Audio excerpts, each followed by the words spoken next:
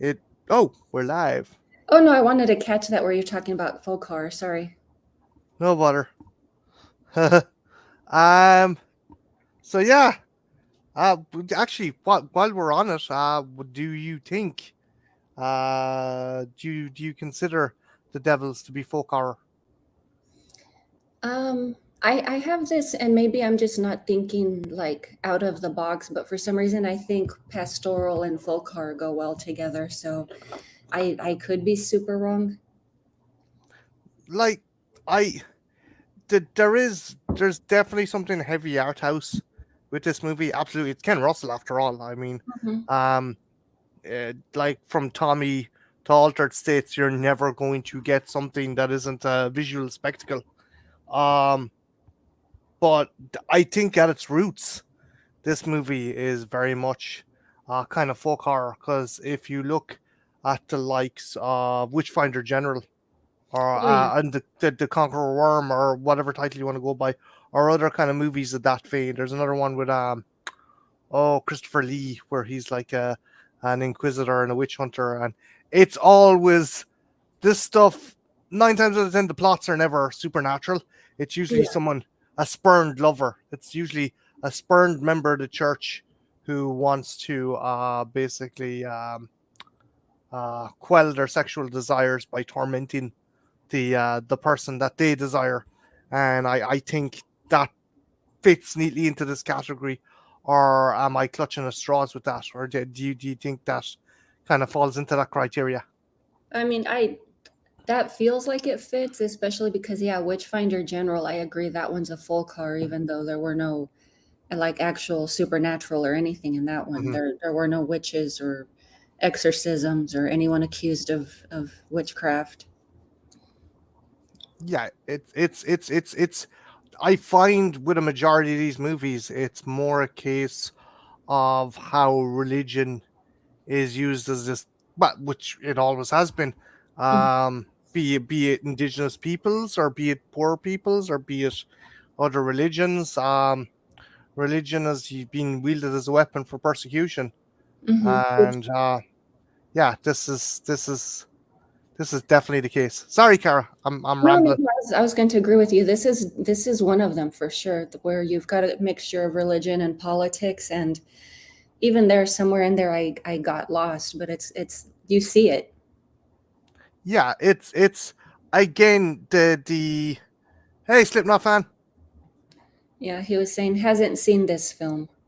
Oh, you gotta check it out. It's Um, awesome.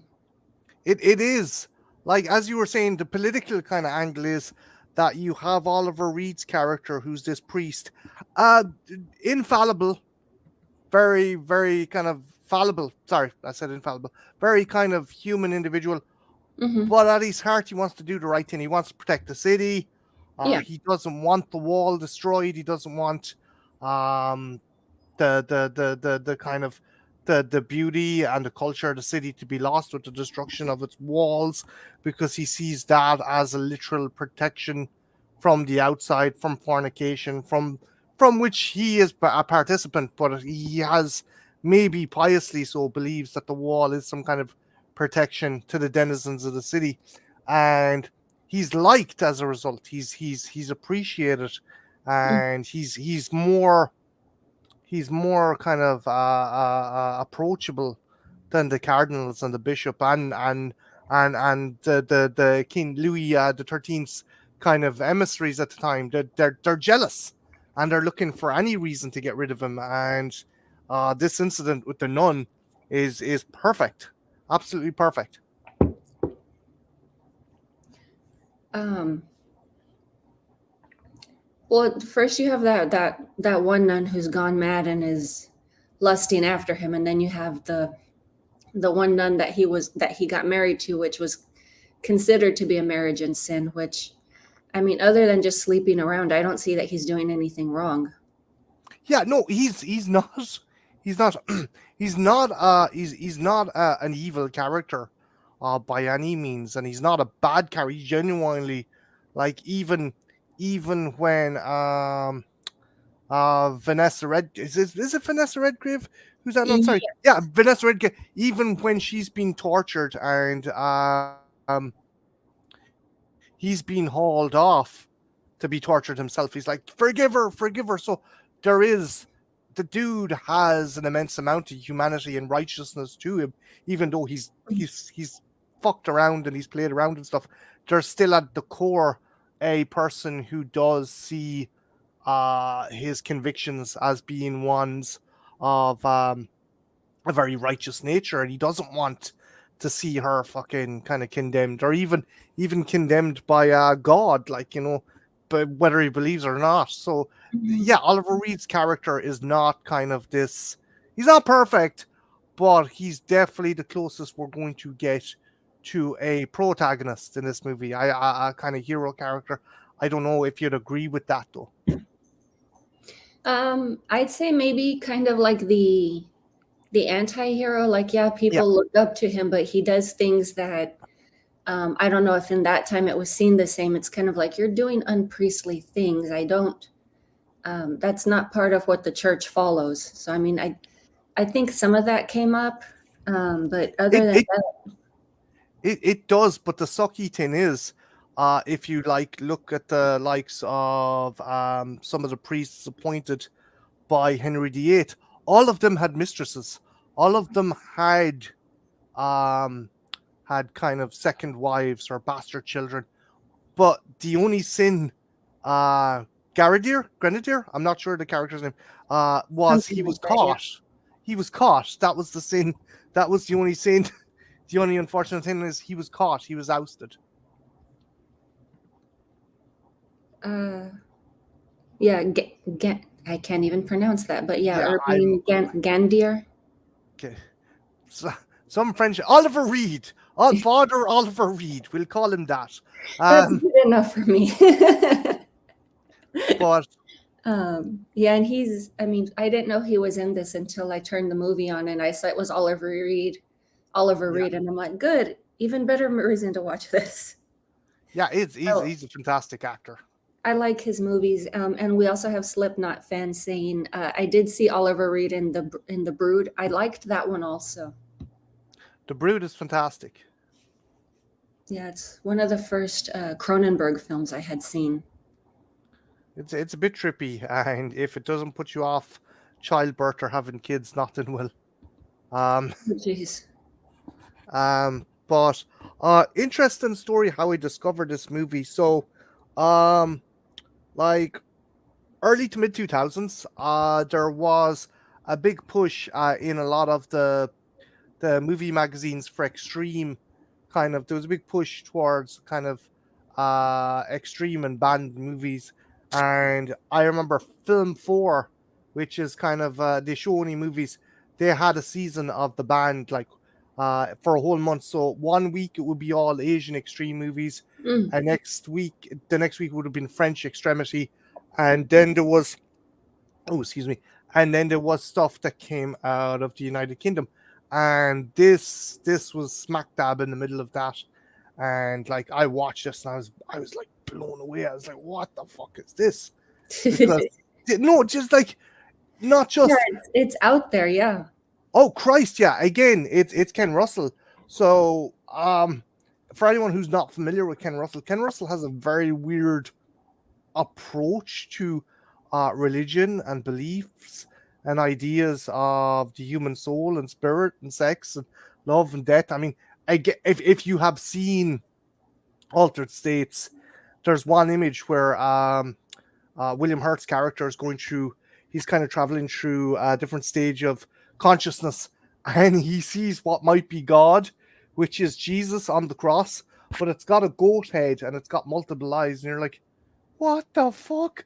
So yeah, Ken Russell definitely has a bizarre fetish for religion, Hmm. and this hammers that home. No, I can kind of see that. I mean, it's no difference from my nun character, but she's kind of twisted and warped herself. So The Vanessa Redgrave's character, do you see her as just fucking in the head, or is there a level of evil there, or a bit from column A or a bit from column B? I mean, I don't consider her evil, like especially in the early early parts of the film, like she didn't come off as wrong. She came off as very devout. She would lead the nuns in prayer. She would have like her own separate visions. So I'm not sure if that's just an issue where, because I thought maybe she was just remembering her past, like the long orange hair and wiping the priest's feet. And I mean, as far as I know, maybe she could have just just it could have been too much just remembering that. I didn't It took a while for me to really realize, hey, this lady's a bit off, but she's not hurting anybody. No, she's not. And I think another thing is though, um, I think she sees Oliver Reed's character as Jesus Christ as well, because there is so many connotations to the crucifixion and Jesus. Again, Ken Russell's got a hard on for the crucifixion. I don't fucking know what's gonna. But as you said, she has visions of her with her flowing red hair, washing Oliver Reed's feet, cleaning Oliver Reed's feet, which was Mhm. what Mary Magdala did in the Bible, if you adhere to that kind of thing. So she is just getting supercharged on her faith and her belief, and it's getting muddled into an almost erotic fantasy. I don't know, her faith and her ideals. And when she's reading the Bible, she's reading fucking 50 Shades of Grey. That's that's what's going on in her head. That's what I think. It's the most erotic thing she's ever fucking read. Mhm. Yeah, I can see that. Like, I'm not familiar. I'm not sure if you're familiar with Nathaniel Hawthorne. I believe it was the Scarlet Letter. The one line in that book that I love about the evil priest is, "Religion has twisted him wicked." Yeah, it's like you can Jen has a great saying about religion, and I'm not trying to bring down the tone, but Jen hits it on the head. She goes, "Religion is like a penis. Religion and faith are like penises. It's okay to have one. It's okay to be proud of it, just so long as you don't stuff it in anyone's face or try and shove it down their throat." And yeah, it's like religion can be something that can be uplifting. It can be good. It can have a positive Mhm. effect, but it can also have a very dangerous, detrimental effect, especially if you push it onto someone else. Yeah, I agree. Like, you shouldn't force things like your thoughts or your beliefs on other people. I don't know if you are familiar with Mormons, but that's a lot of reason why people in the U.S. dislike them. They go around knocking on their door and trying to, like, convert other people or preach their word, and it's like no one likes that. Yeah, no, it's the same. We over here we have Jehovah's, and Oh, we by have those too. Christ, yeah, aye, Jehovah's Witnesses, they're dreadful. Um, but yeah, I'm sorry, I'm probably pulling you off topic here, but do you think that there is only a kind of a negative theme of religion in this movie, or could you dictate anything positive about religion from this movie? I mean, it really doesn't seem to say anything positive about it, as far as I can tell. Like, let me see, a quote that I had taken from an Oliver Reed interview regarding this movie is, let me see, that the film is created as a statement on bigotry, and I can kind of see that, like, where Oh certain yeah, people are just like pushed aside, they're treated badly, and then others are, like, you're okay. But then there's also the running theme of that religion and politics are just business. it is. It is. It's just you can use one to facilitate the other. It's like the church has always required money to kind of gain power or sustain its power, and corporations and certainly governments have benefited by using religion to sway the masses to their way of thinking. I mean, um, uh, I hope I'm not trying to be too topical at the moment, but like what's happened with Congress, I mean, that's to keep a bunch of Bible thump.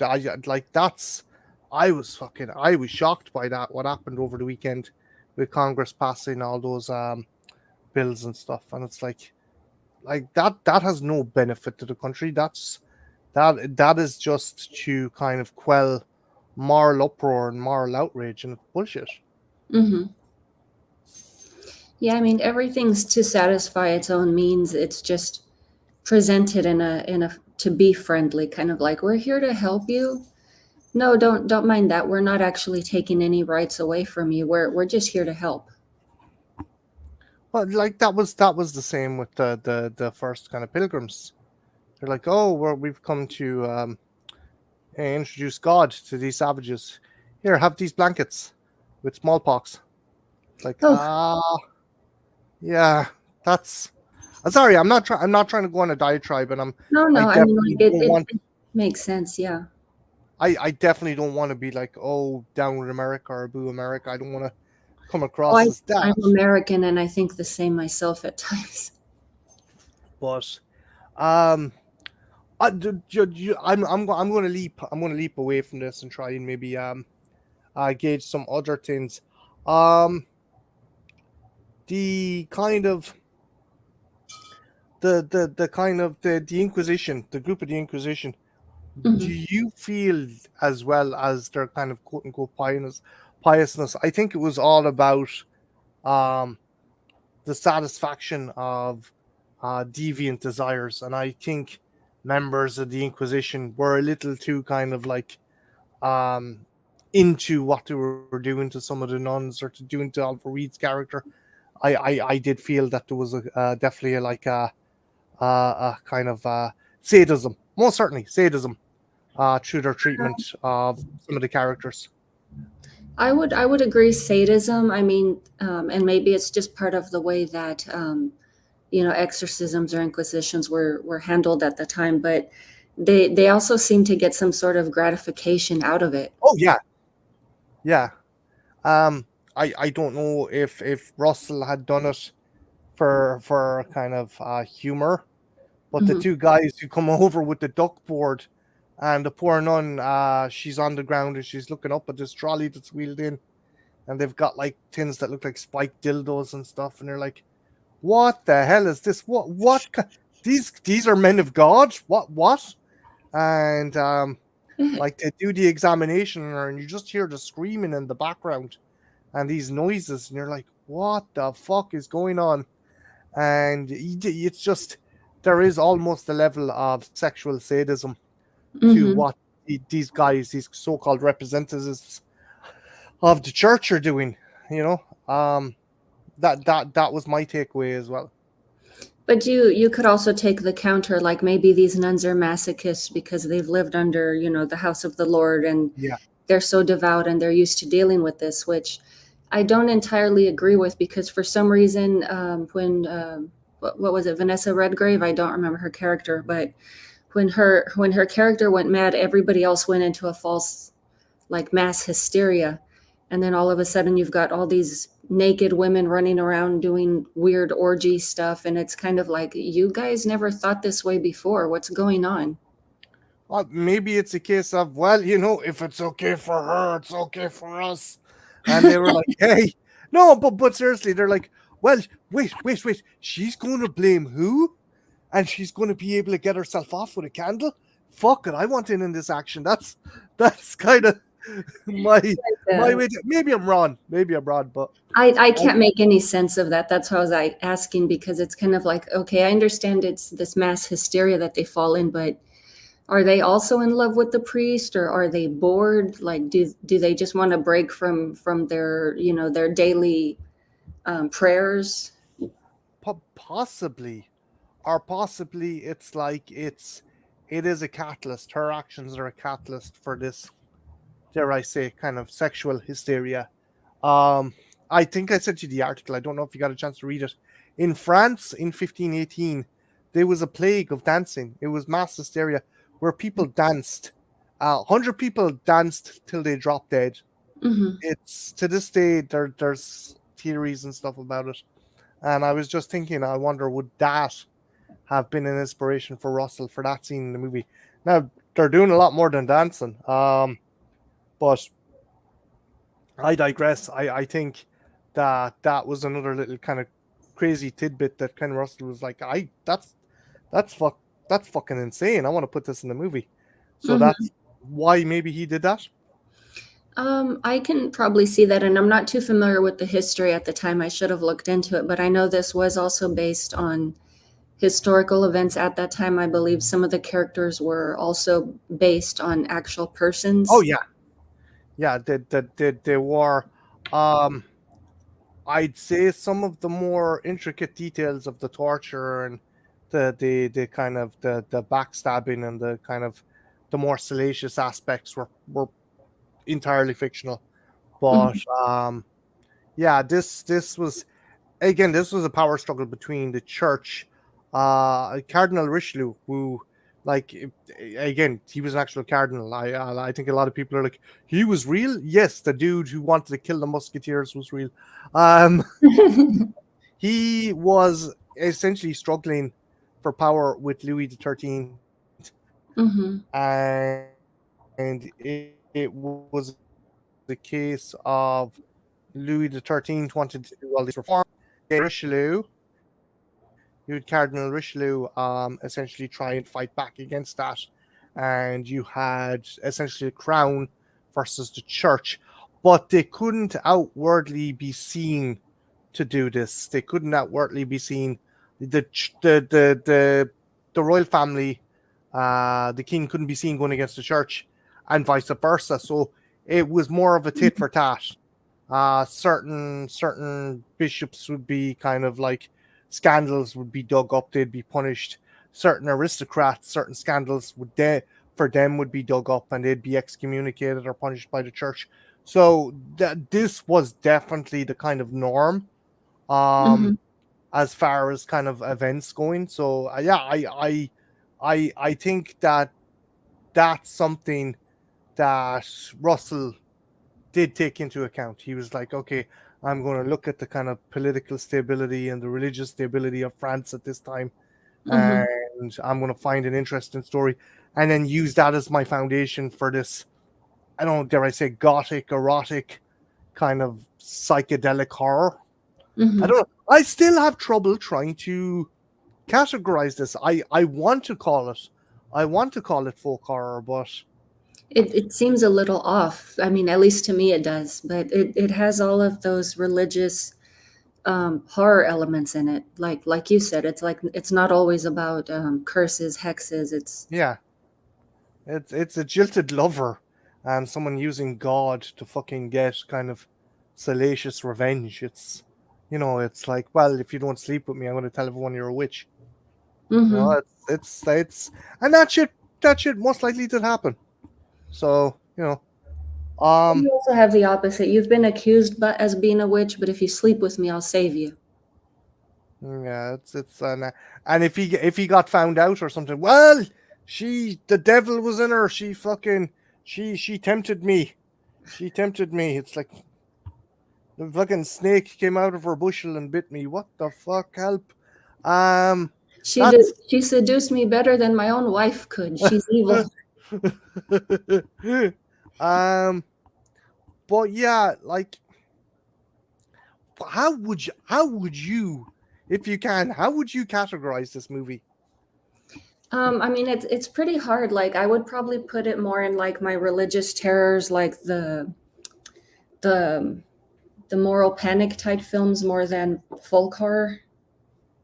Yeah, I'm just, I'm putting it into that category mainly because there's elements I can recognize, but I'm not all.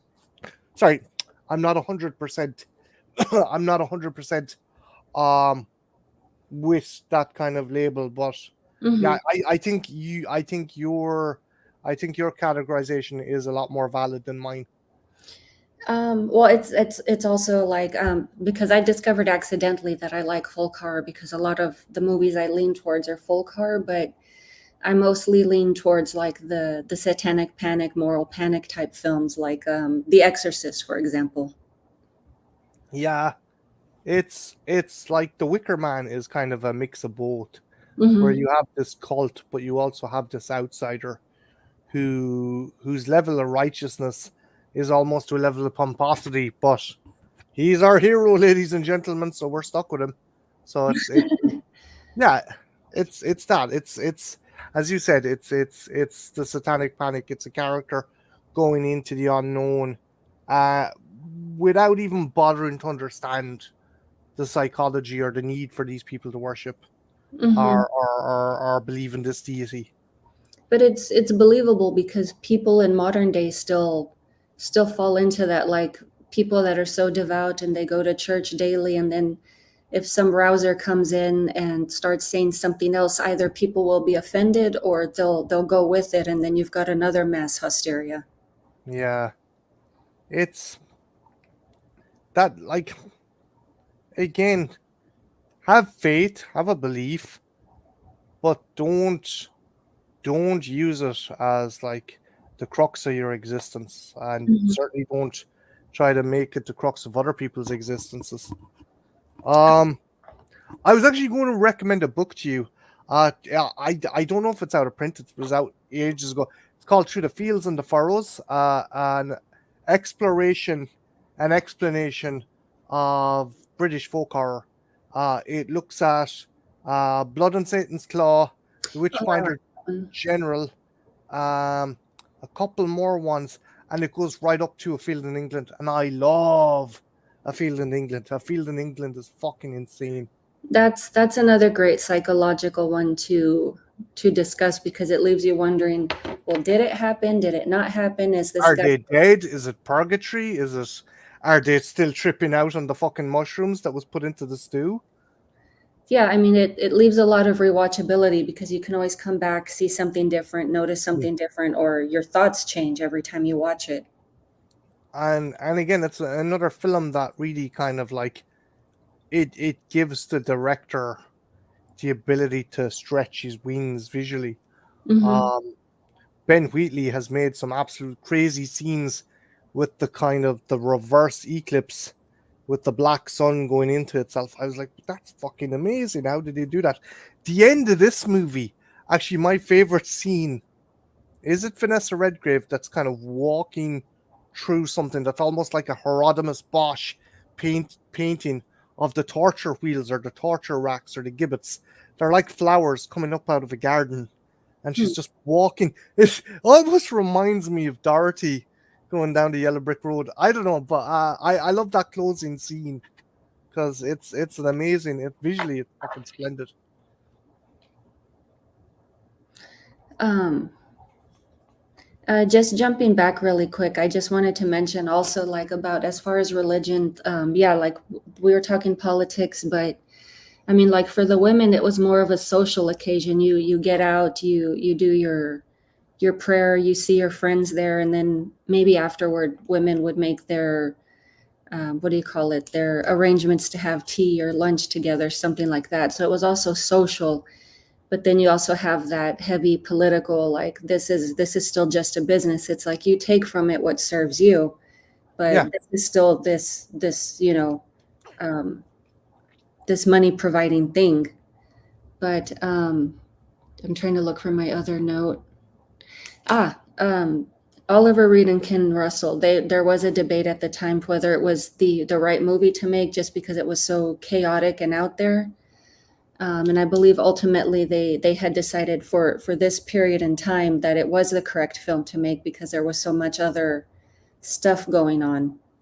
Oh yeah, like the 70s, fucking some of the craziest hard hitting movies came out in the 70s because you had the political turmoil of the Vietnam War. You had the likes of Watergate. You had kind of a lot of directors and creators who kind of were like, yeah, the institutions that we put our faith in aren't really the best, are they? So No. that would have been rife, you know. Yeah. Um, but from what I've gathered, the film actually did better overseas than it did in America. It's definitely a more a European art house flick. I like Hmm. I'm like, did it get censored for a while over in the States? Um, I believe it was censored for about 30 years, if I read correctly. That makes sense. So I don't know if this would also have been counted as like one of those video nasties, or it just if that was before that time. I do know there was two versions originally released. There was a cut version and an uncut version. I because I kind of watched the film for one.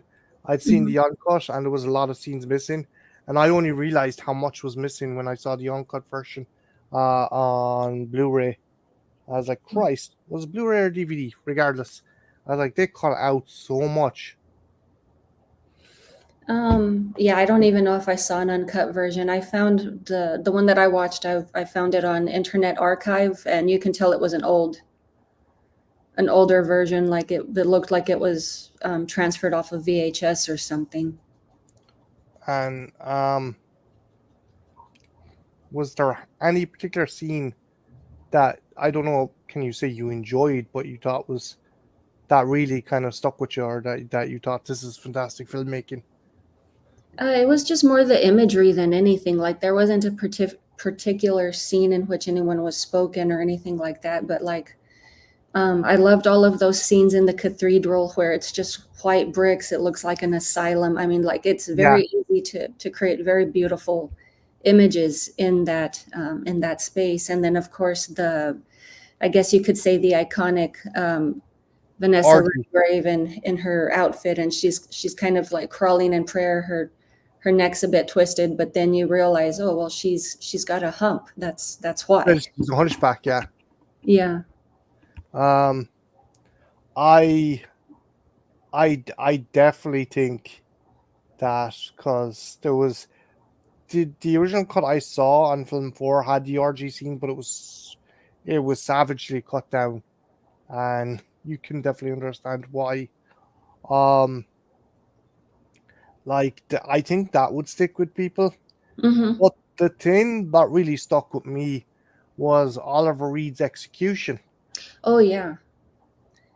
I had in that same interview they discussed that they had some sort of makeup over it. I guess like some sort of pyro Yeah, protection, and he actually had a button that he could click if it was getting too hot. That way they can put him out.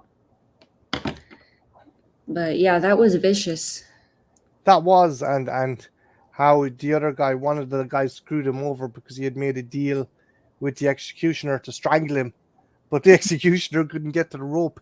But the thing that stuck with me was this guy was being executed, being fucking charged and executed for coverting with the devil Hmm. and doing all these salacious, sinful things.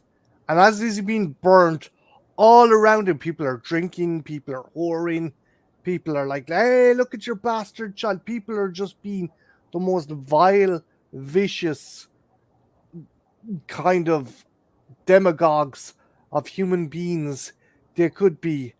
And the irony of their behavior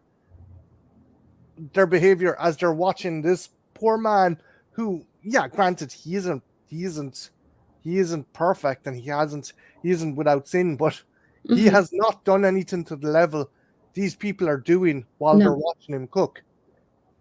Well, I guess what would you call it? Like self-righteousness, kind of like that old Mm. expression, like if you're just looking to hate someone, you'll take any excuse just to jump on that. So it seems like that's what they're doing. Like maybe in their minds they think he's better than they are, which is never expressed, but there's, I don't know, some kind of a jealousy there, like I want what you have, but I'm this lowly person. Yeah, and they're reveling in his death, but the hypocrisy of, they're like, yes, burn the sinner, burn the sinner. And like, there's one guy, I think, sucking a woman's tit while drinking wine, and it's like, this is Yeah, fucking, it's like, yeah. Yeah, I mean, the only other thing that kind of had me a bit off was like, okay, he had taken in this student that he was supposed to teach her Latin, not laying in a bed, and then she turns up pregnant. But to me, I don't know if it was like a high society thing. She has her face super powdered. It's like you look like a prostitute. oh yeah, like, again, it was a thing of that she she was obviously well connected, that she Mm-hmm. wasn't up on the spit with him, and like they were coveting the fact that she had a child with him as well. So it's like, you really don't have your priorities right here. No. Like I get the impression, and I could be wrong, but she wanted to be taken care of because she was having a child with him. Hmm. Instead, he boots her out and takes someone else as his wife, someone who actually does come off as a better impression. Yeah, but it's just it definitely diminishes his character, Hmm. but it in no way justifies what's happening to him. Like, yes, he maybe he deserves to be punished in some form, but not like this. Jesus Christ, you know? No. And that's probably what part of the witch hunt was, is they already had it in for him for getting so and so's daughter pregnant, and then you have Vanessa Redgrave, who just all of a sudden flips out and says, "I can't take it anymore. I'm lusting after this man." Yeah, it's again, as we said, it was they were just using this as an excuse because he had shown up the envoy of the king. He's like, if one more, what is it? If one more brick falls to the floor, I will have you shot. And that's the envoy of the king. That's literally the hand of the king, and he has to go off with his head between his tails, his head between his tail, and everyone in the city is like, "Thank you, you're the best. You're truly a man of the people." And it's like if I was the monarchy, if I was people, um, hold on, Philip's cousin actually broke his stick on him. Grandier stood there Oh, and took it in front of his I missed that one. congregation. Thank you. Again, we're having trouble remembering some of these characters' names. Yeah, Grandier was the Oliver Reed. um, but yeah, again, it's he obviously he obviously made the monarchy jealous or representatives of the monarchy jealous. So it was just another reason for him to to barbecue him. Yeah, I mean, I think like after that incident with, and I don't even recall who that girl was or who her relation was, but I think after that they just had it out for him. Oh yeah. Again, he had pissed off so many people. It was just a matter of time. Like if Vanessa Redgrave's character hadn't had gone fucking bananas, they would have found something else to pin on him.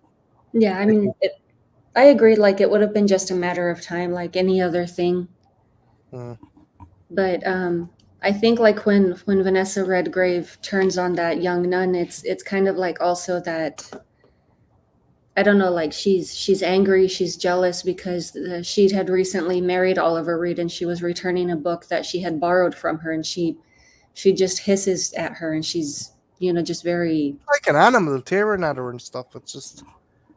yeah. It's she's not thinking with her pious brain anymore. She's thinking, you took the lad I lost after. So like, Hmm.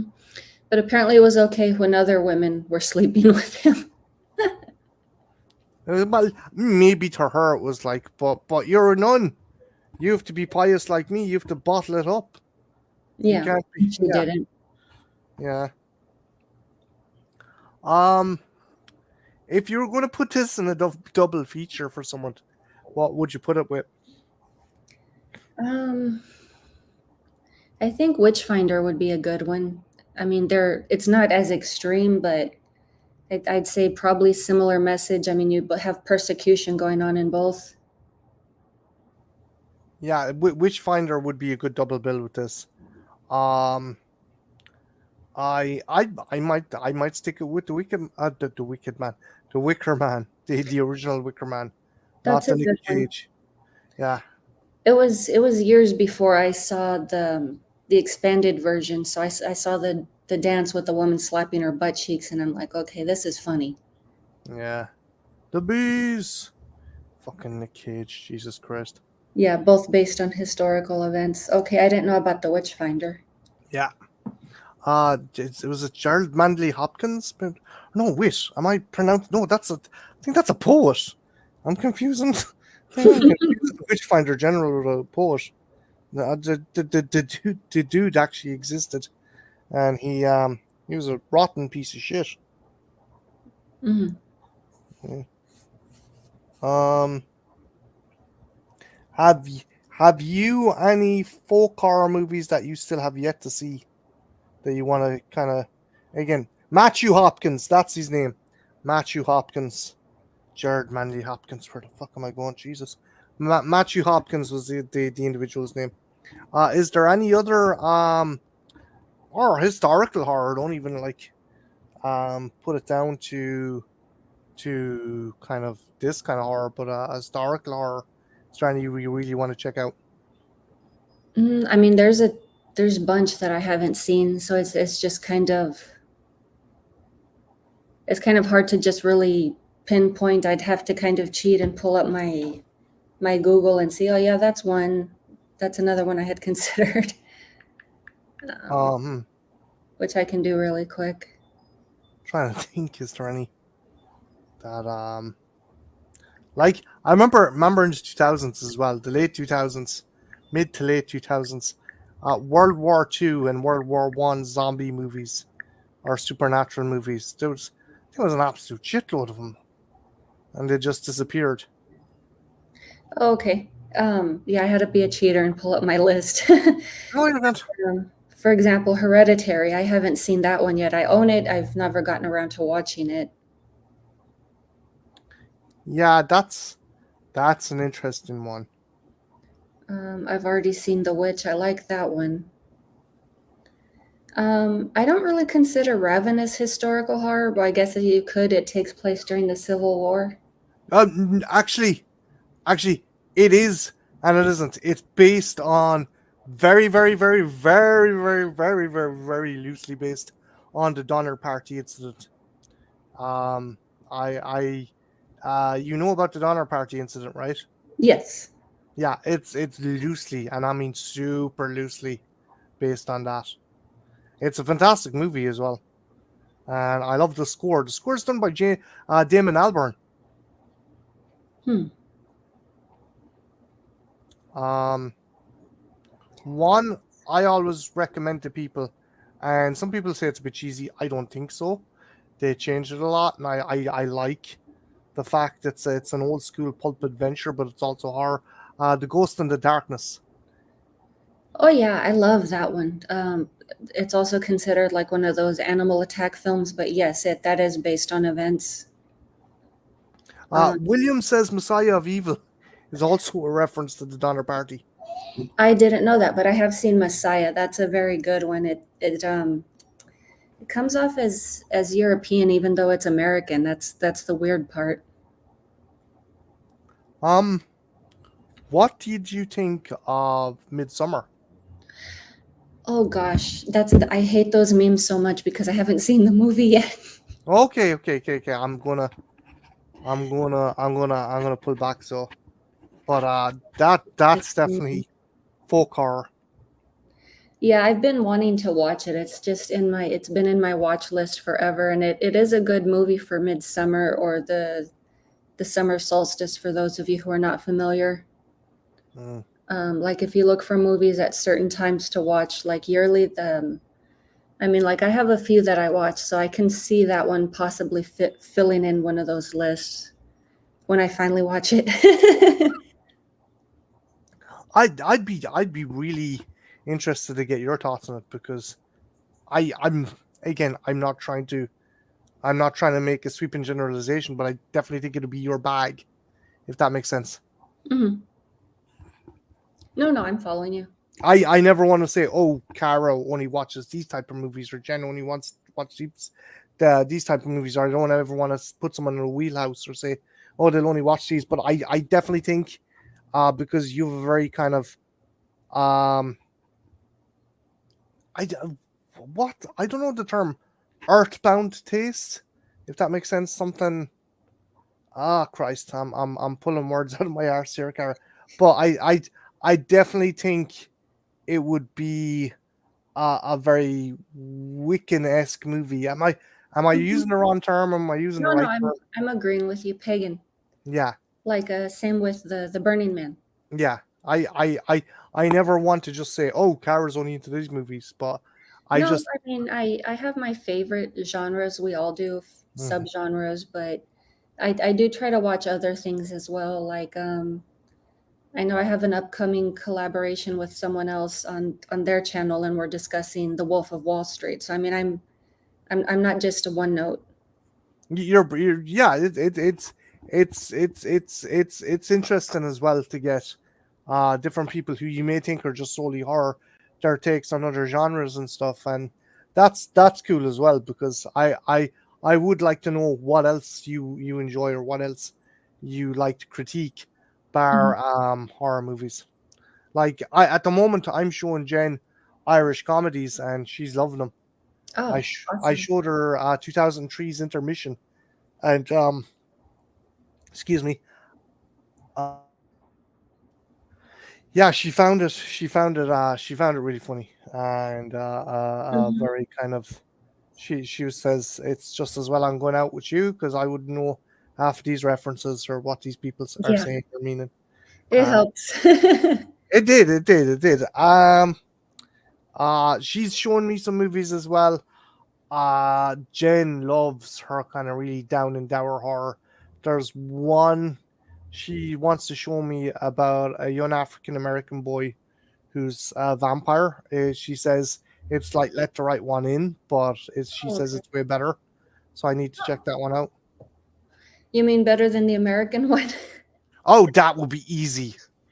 That would let me in, go away. And that was the under the Hammer banner as well. Oh, I was like, that's yeah, darker too. Hammer back. Okay, the woman in black, meh. I didn't like it. Wakewood, good. And then they done that, and what else did they do? They done a bunch of shit. That was shit. I mean, if they came back to just produce crap, they should have stayed retired. Like, Yeah. don't ruin my classic Hammer. Like Wake, have you seen? That's another movie I think you might like. Again, I'm trying to. I don't want to pigeonhole you, but have you seen Wakewood? Mm-mm. It's an Irish English production. This man and woman they lose their child. Hey Brian. Um, this man and woman lose their child, and they approach a gamekeeper in this old estate, and he says, "Look, um, if you bury your child underneath this tree, he'll come back, but you can only have him back for 3 nights and 3 days." Mm. Well, that sounds like an old, like a myth or a legend. It's good. Wakewood, check it out. Yeah, I actually have my notebook nearby me, so I am making the. Oh, bless you.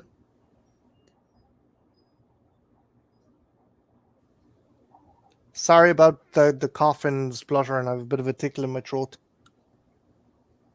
I think I've heard Wakewood, but I never knew what it was about. And then another one I had suggested to you, have to catch the replay. Yeah, we're kind of like on the banter part right now, but I think it was, very fun. You'll enjoy it. Yeah, Um, it was Black Plague 2002. I had sent you the trailer. yeah. And I watched the trailer, and it was kind of funny because it seems to be a movie very similar. So Lena Headey is in it, and it's set during the Black Death. mm, And there's a movie called The Black Death with another Game of Thrones alumni, Sean Bean, mm, about and Carice Van Houten, I think, as well. Um, it's a bunch of knights going to investigate a village that hasn't been struck by the plague by the bishop, and it seems to be in a similar vein of that. So I'll definitely check that out. okay. Yeah, the Black Plague one, it definitely has some folk horror about it. Like the just watching the trailer, it doesn't touch on it. So you may actually enjoy that one.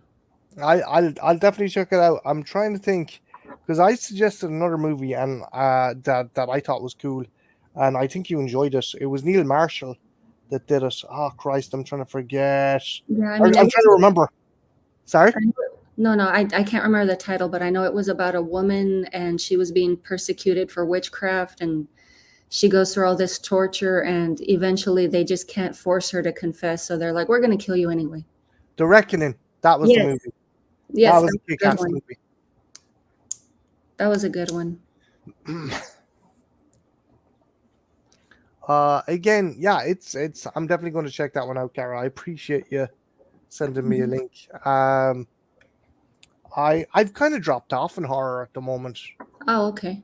because no, not that I want to. It's just everything seems to be a sequel or a remake. But then again, that's movies in general. But Well, like, it wasn't this bad, I want to say, in like the 80s, the 90s. It's just become a money churner now.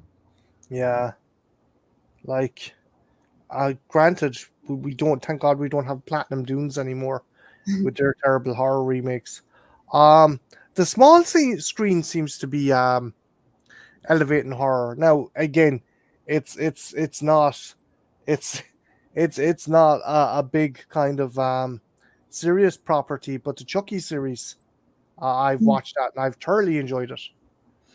I watched the first season, but I think they keep making more movies, and it's like you're going to ruin Chucky. Sorry, I got all tongue tied. You're going to ruin Chucky. He's going to become like Goofy Freddy. Yeah, it is. You if you overexpose a character, there's the risk of diluting their kind of their threat, and that definitely happened with Freddy Krueger. I mean, you had young novelizations, you had kids kind of Halloween costumes, you had action figures. Now, granted, I there's adult collection action figures, but there was stuff targeted towards kids, and it's like you're really kind of selling selling the um selling the property down the street.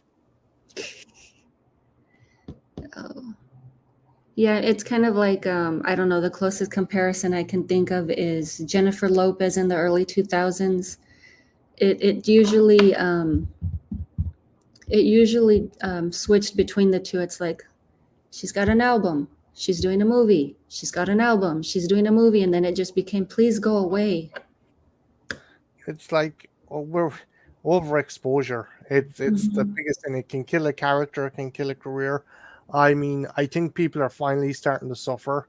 Now, I've said this millions of times, and I've heard people say it millions of times, but I think people are finally starting to suffer from superhero fatigue, and I know I am. I'm a comic book fan. I'll be at the cinema day one, but they're really they're churning out the same stuff over and over again. I mean, the last superhero movie I enjoyed wasn't that too long ago. Was Guardians 3, but that's a movie that took risks. That movie kind Mhm. of pulled at the heartstrings and didn't kind of. It wasn't pandering to children. I mean, there was severe animal abuse in that movie, Ooh. and you're like, what the fuck? So that didn't. Yeah, Yeah, and even if it's a CGI animal, I don't like looking at that. oh yeah, it'll break your heart. Basically, Rocket. It shows why he's so angry. Like the character has always been angry and confrontational and stuff. Hmm. And you're like, why is Rocket such an asshole? And when you see this movie, you're You like, find out why. yeah, you're like, I can't ever get mad or be kind of like, calm down, Rocket, because the character has been put through the ringer. And when James Gunn makes you feel sorry for a CG raccoon, you know the director's done something right. So yeah, Well, he's also one of my favorite characters from that series. he's brilliant. He's not real, but I love him. Oh yeah, he's good. And it's funny that I'm not giving spoilers, but two the characters that seem to are going to be staying on is Rocket and Groot. So Bradley Cooper only has to go into a recording studio for like 2 days, and he's set. And Vin Diesel, all he has to go into a recording studio is for like 15 minutes, record Groot in English, Spanish, Japanese. I am Groot, I am Groot, and he's done. So it's the lads who are staying on are the ones that only have to go into the recording booth for like half a day or 2 days. So they, they, they they're the cleverest, if you ask me. Yeah. They don't have to be there all those months. No. Have you actually gotten around to seeing Prey yet? Pray. It's the fifth Predator movie. Oh, no, I haven't seen it yet. It is really, really good. Now, okay, I understand if people take it with a huge scoop of salt because it's coming out of my mouth. Um, but after 2018's The Predator, I was like, oh god, this franchise, oh just take it off life support and let it die. And then Prey came out, and I don't again. I'm stretching with again folk horror. It's not folk horror. It's historical horror. Historical horror science fiction. You know the plot to it, right? Yeah, yeah. Um, Amber Midthunder is absolutely badass. She doesn't marry. This is not a Mary Sue character. This character fucks up time and time again, and uses said fuck ups or uses said slip ups to become a better hunter, a better tactician. And the cool thing is, like, the tribe, the hunters, the other people who are around her, like she's harmless, she's good, she's not strong, she's not really a threat. And to the predator, that's what makes her so lethal, because he can't see her coming. He can't see her for what she is, which is incredibly dangerous. And if you get a chance, check out the movie. Yeah, I've had it suggested. I think you originally suggested it to me. And what I like about it are the tribal elements, because you don't see that too much in modern day film. Yeah, it's a well, bar for the French trappers who are fucking arseholes anyway. It's an entirely native cast. They had a lot of kind of Native American backers or indigenous backers, and people who were on set to make sure everything was done right, that it wasn't Hollywoodified. Mhm. And it's a kick-ass movie. It's awesome, and I just like that, because that the thing is with the franchise. I'm sorry if I'm going on a nerdy tirade. Tell me shut up. No, you're Um, right.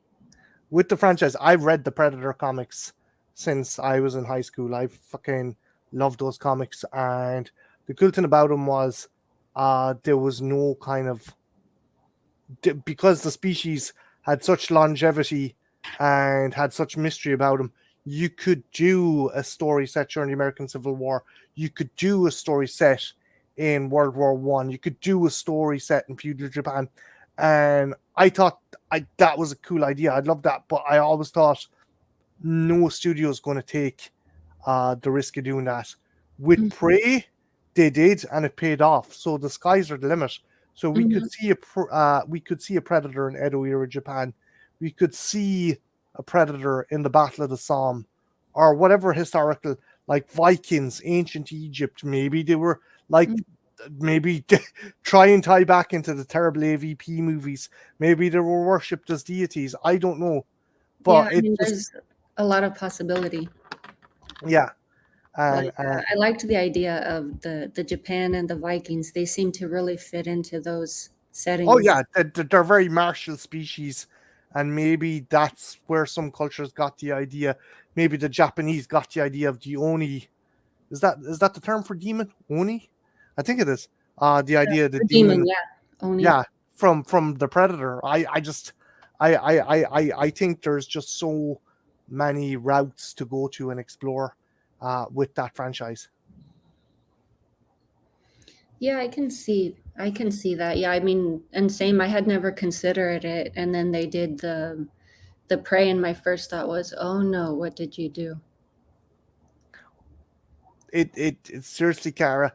I'm not even asking you to review it. If you review it, that'd be awesome. But if you watch it, I don't Mhm. think you'll be disappointed.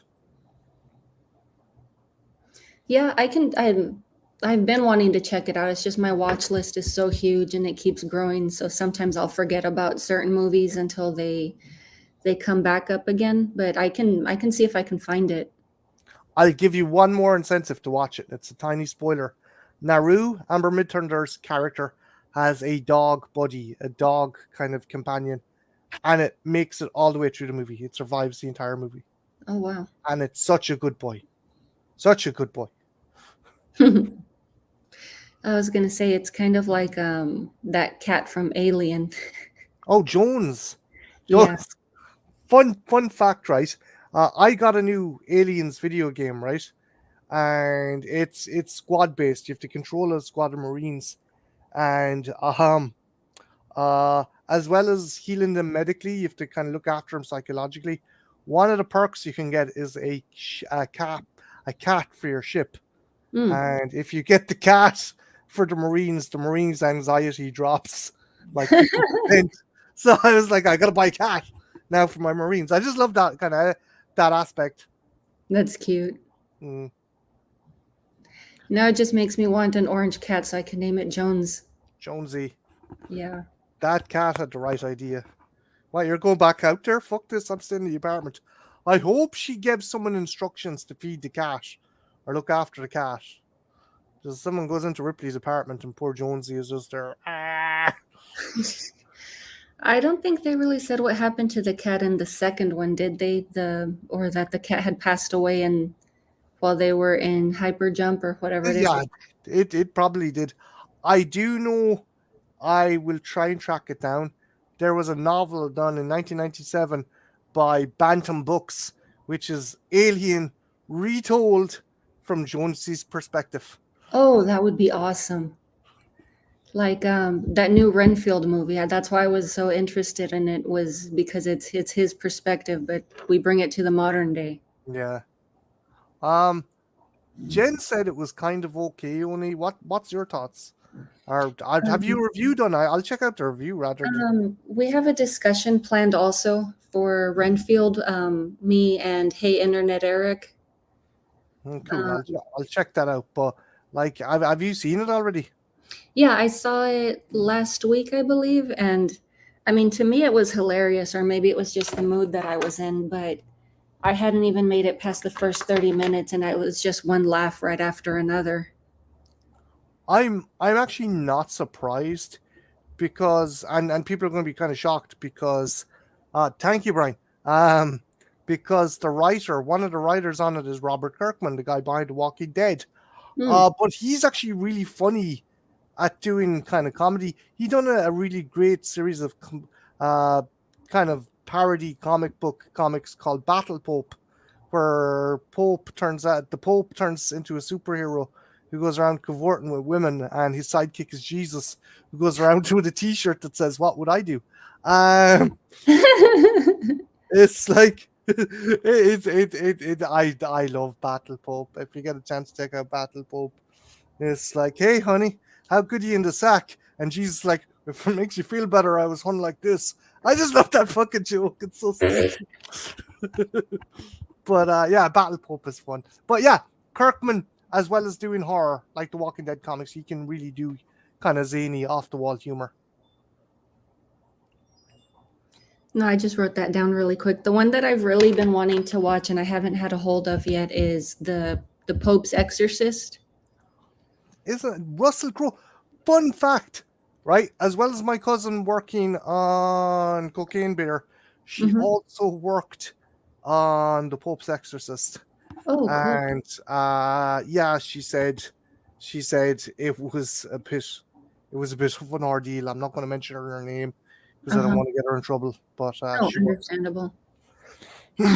I'm getting the impression, not that who knows if it's her thing, but I would love the idea of if your cousin chose to write a book about like their work as, a behind the scenes person. I don't know what job they do, but I would read that.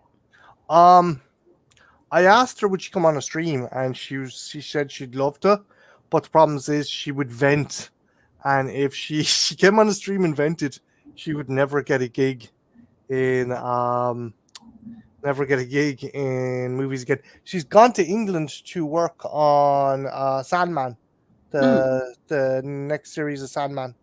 Oh, okay. I don't know what they do, and I mean, none of my business if they want to keep things private. But I would love the idea if like they chose to write a memoir, and I would totally pick that up. Maybe someday. Again, I'm not gonna like I'll when we're offline and stuff, I'll tell you what she does, but I don't wanna. No, understand. But I don't want to put anybody under Mm. the hot light.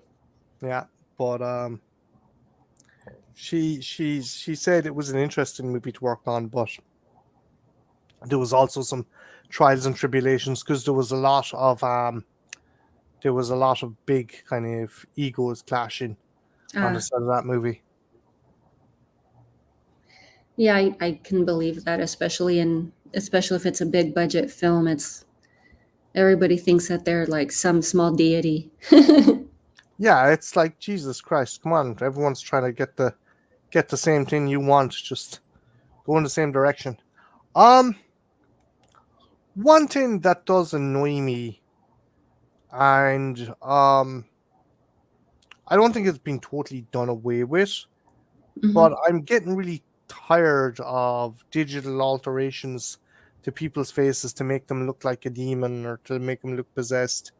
Um, I mean, if you've seen Evil Dead Rise, that uses prosthesis Uh-huh. fantastically. But I watched the trailer for the Pope's Exorcist, and I was like, god damn it!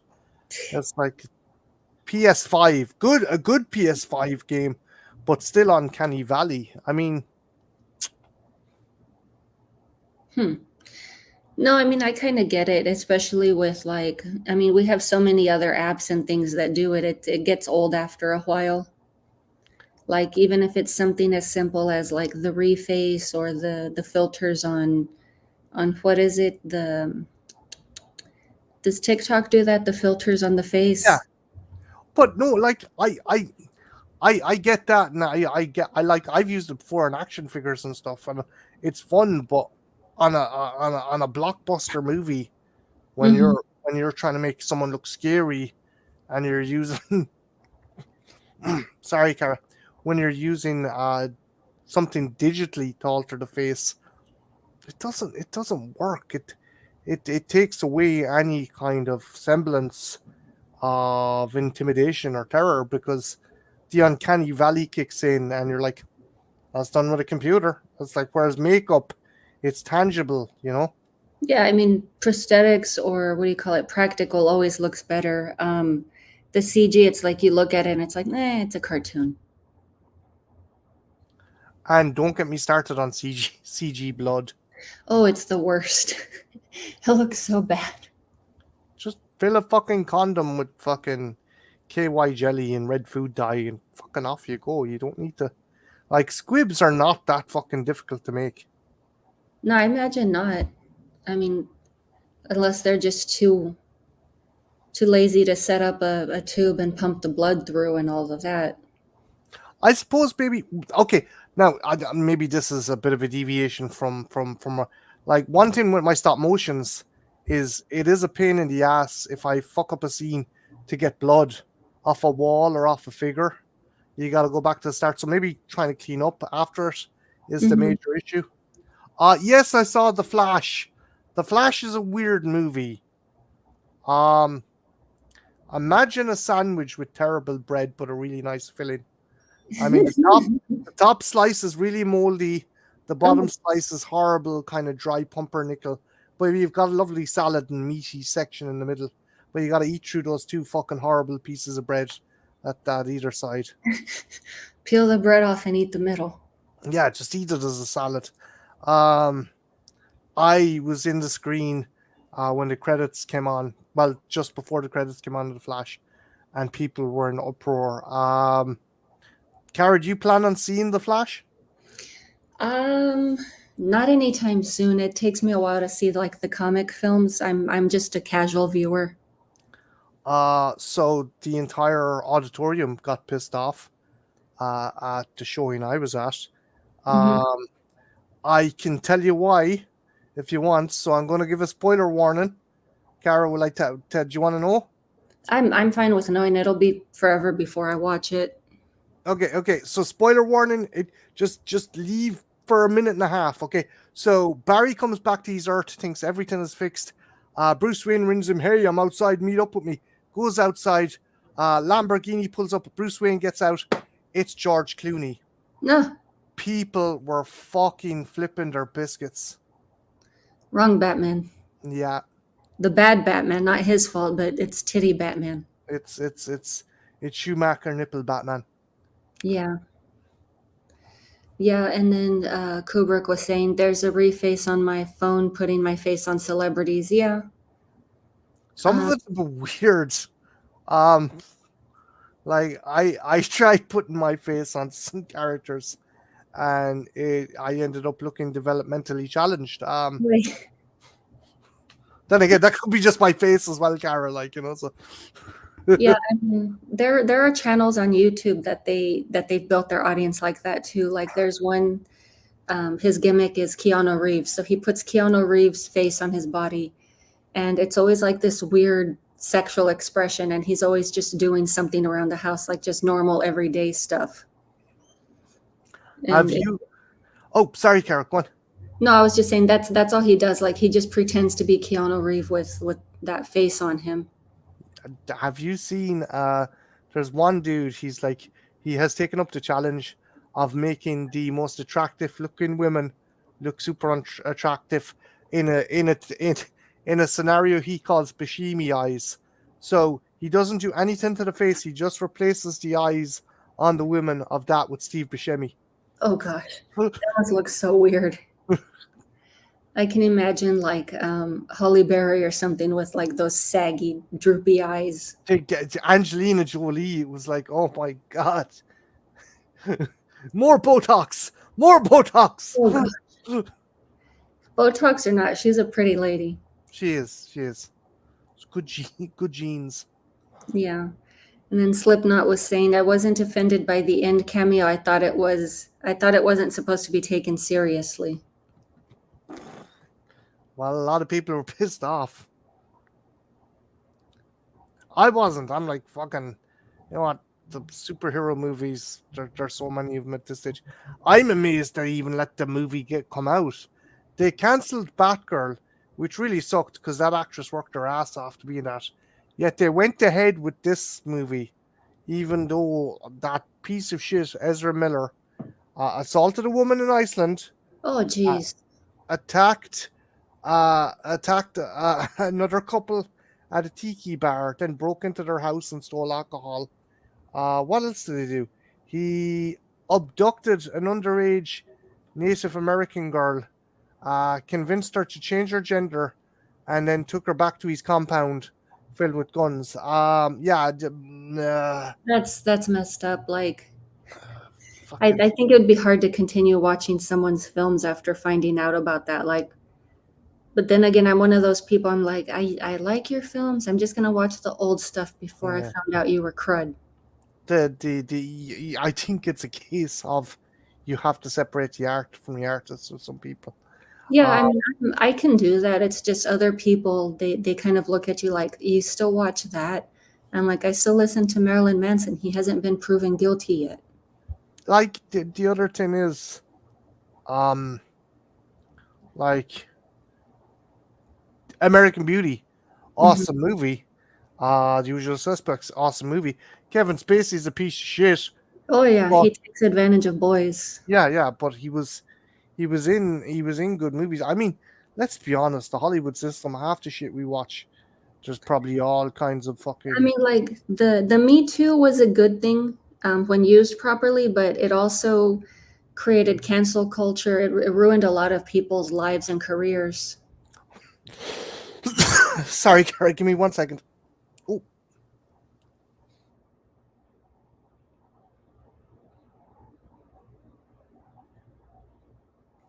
sorry about that, Cara. No, no, Um, understandable. you're dead right. Johnny Depp. I mean, that man was lucky to he like anyone else would have rolled over, but fair play to him, he stood up and he's like, no, you're not gonna fucking demonize me when I didn't do this. And like Amber Heard has done detrimental damage to the Hmm. Me Too movement, I think. Which it was created also by who was it? I know it was Rose McGowan, and then it was also taken up by one of Manson's exes, Rachel Rachel Wood. Evan Wood. Rachel Evan Wood. Yeah, and she went the Um, political route to having new laws written. the thing I heard though was McGowan kind of it was originally an African American school teacher.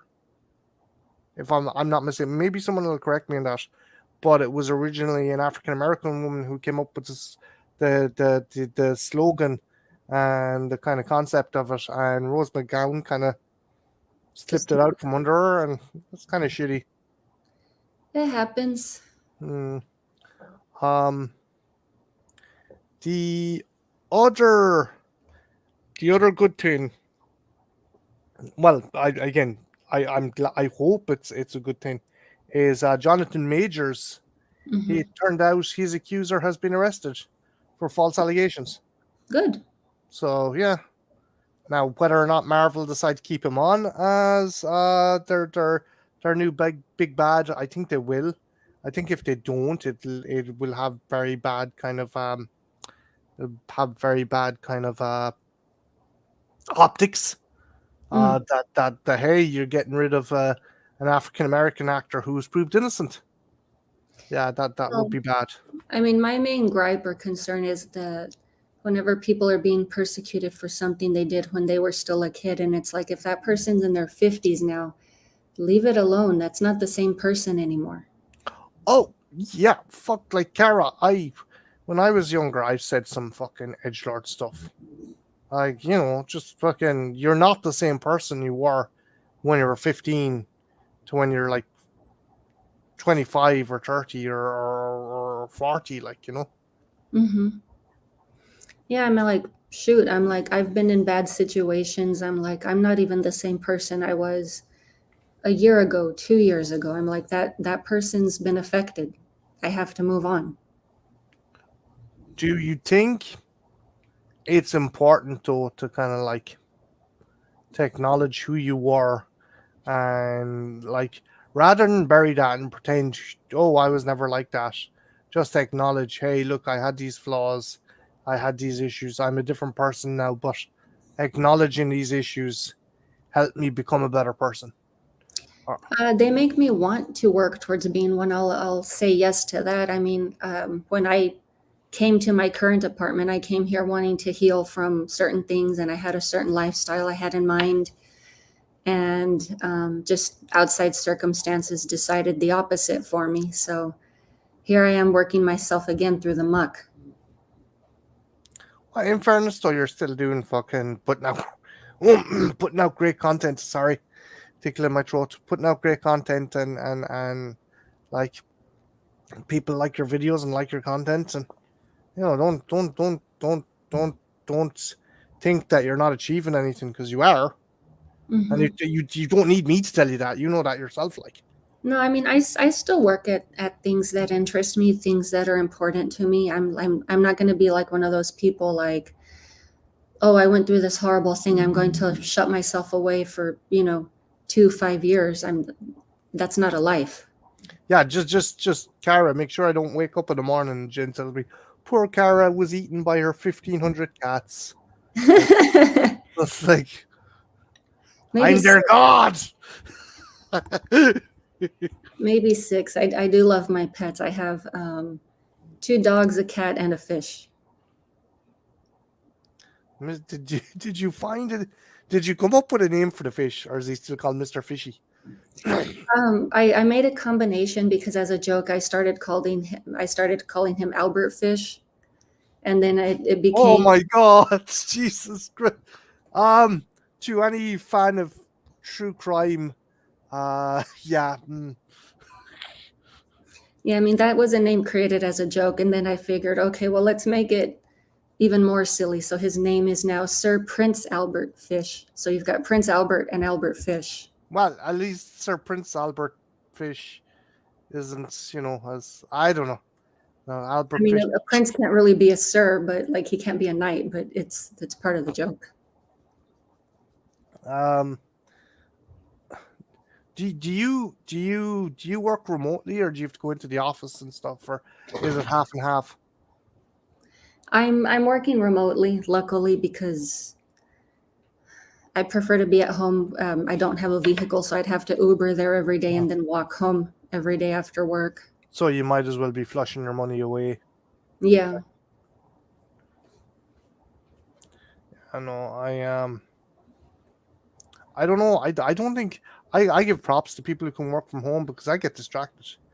I'll be like, ooh, I'll play the Xbox while talking to someone. Yeah, I can have my bad moments where I'll start tweeting in between calls or goofing around with other stuff, or mostly I just have like my background music.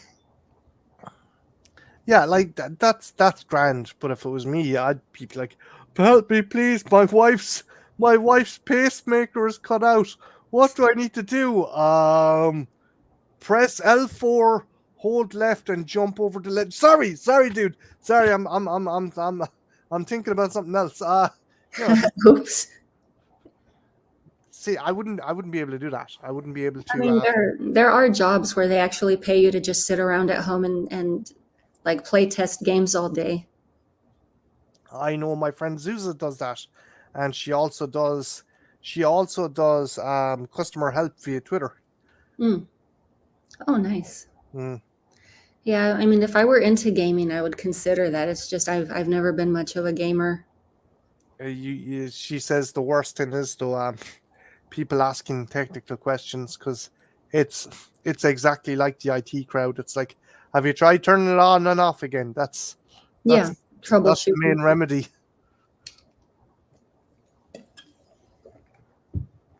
Make Uh, sure the cables are fully plugged in. Try a different outlet. have you pressed the on button? Oh, I never thought of that. Or no, I didn't notice it was off. It's silly, but I think I've done that one a couple of times. Yeah, I think we've all been accused of it. Let me see. Slipknot was saying they may release Batgirl now that it won't mess up the current DC community. People really wanted to see Brendan Fraser as Firefly. Yeah, I heard though DC Slipknot fan. I heard DC actually burned the director's the director's reel of that movie, which is absolutely uh, No, I never even knew there was a Batgirl movie, and Brendan Fraser's been yeah. disappeared forever. Oh, he's come back with a vengeance, and it's going to be interesting to see the renaissance. People are reckoning this is going to be his Robert Downey Jr. moment. Let's see, and then I see an Alien 3 pick on Marty's wall. I think Alien 3 is a decent movie, but it's almost universally. Ah, No, not entirely. After re-examination, it's definitely kind of earned its place in the alien community. Particularly the full edition. Keep in mind, this is a film that did not have a full-on director, a set script. no, the Uh, director kept getting fired. oh yeah. Also, give me 1 second.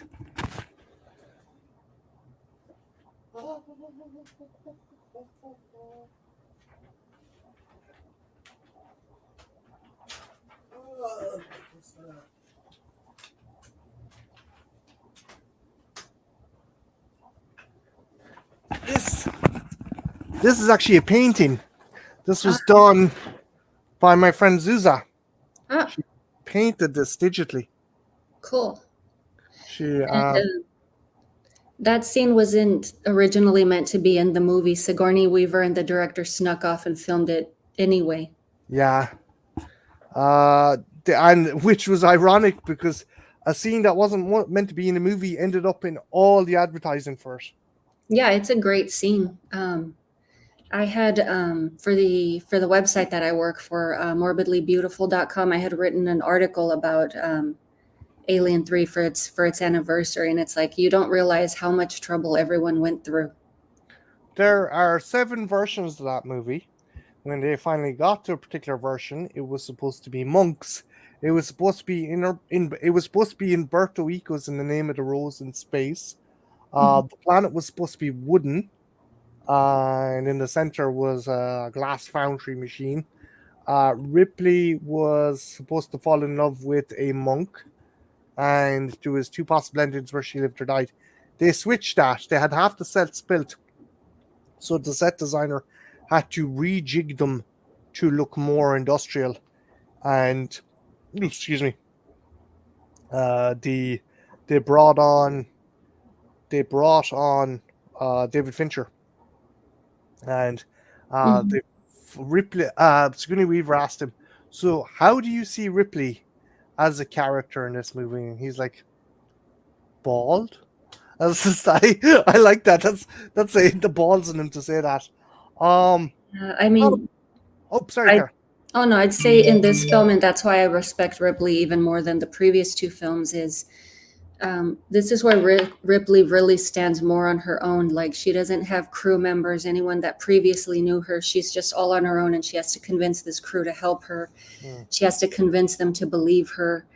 And somehow she still manages to get everyone to work together to take down this alien, because she's dealt with it before. She knows what she's looking at. They don't. So Yeah. it's It's an amazing performance, and the rest of the cast is fantastic. Charles Dance, Charles S. Dutton, is Ralph Brown from Whitney, Illinois.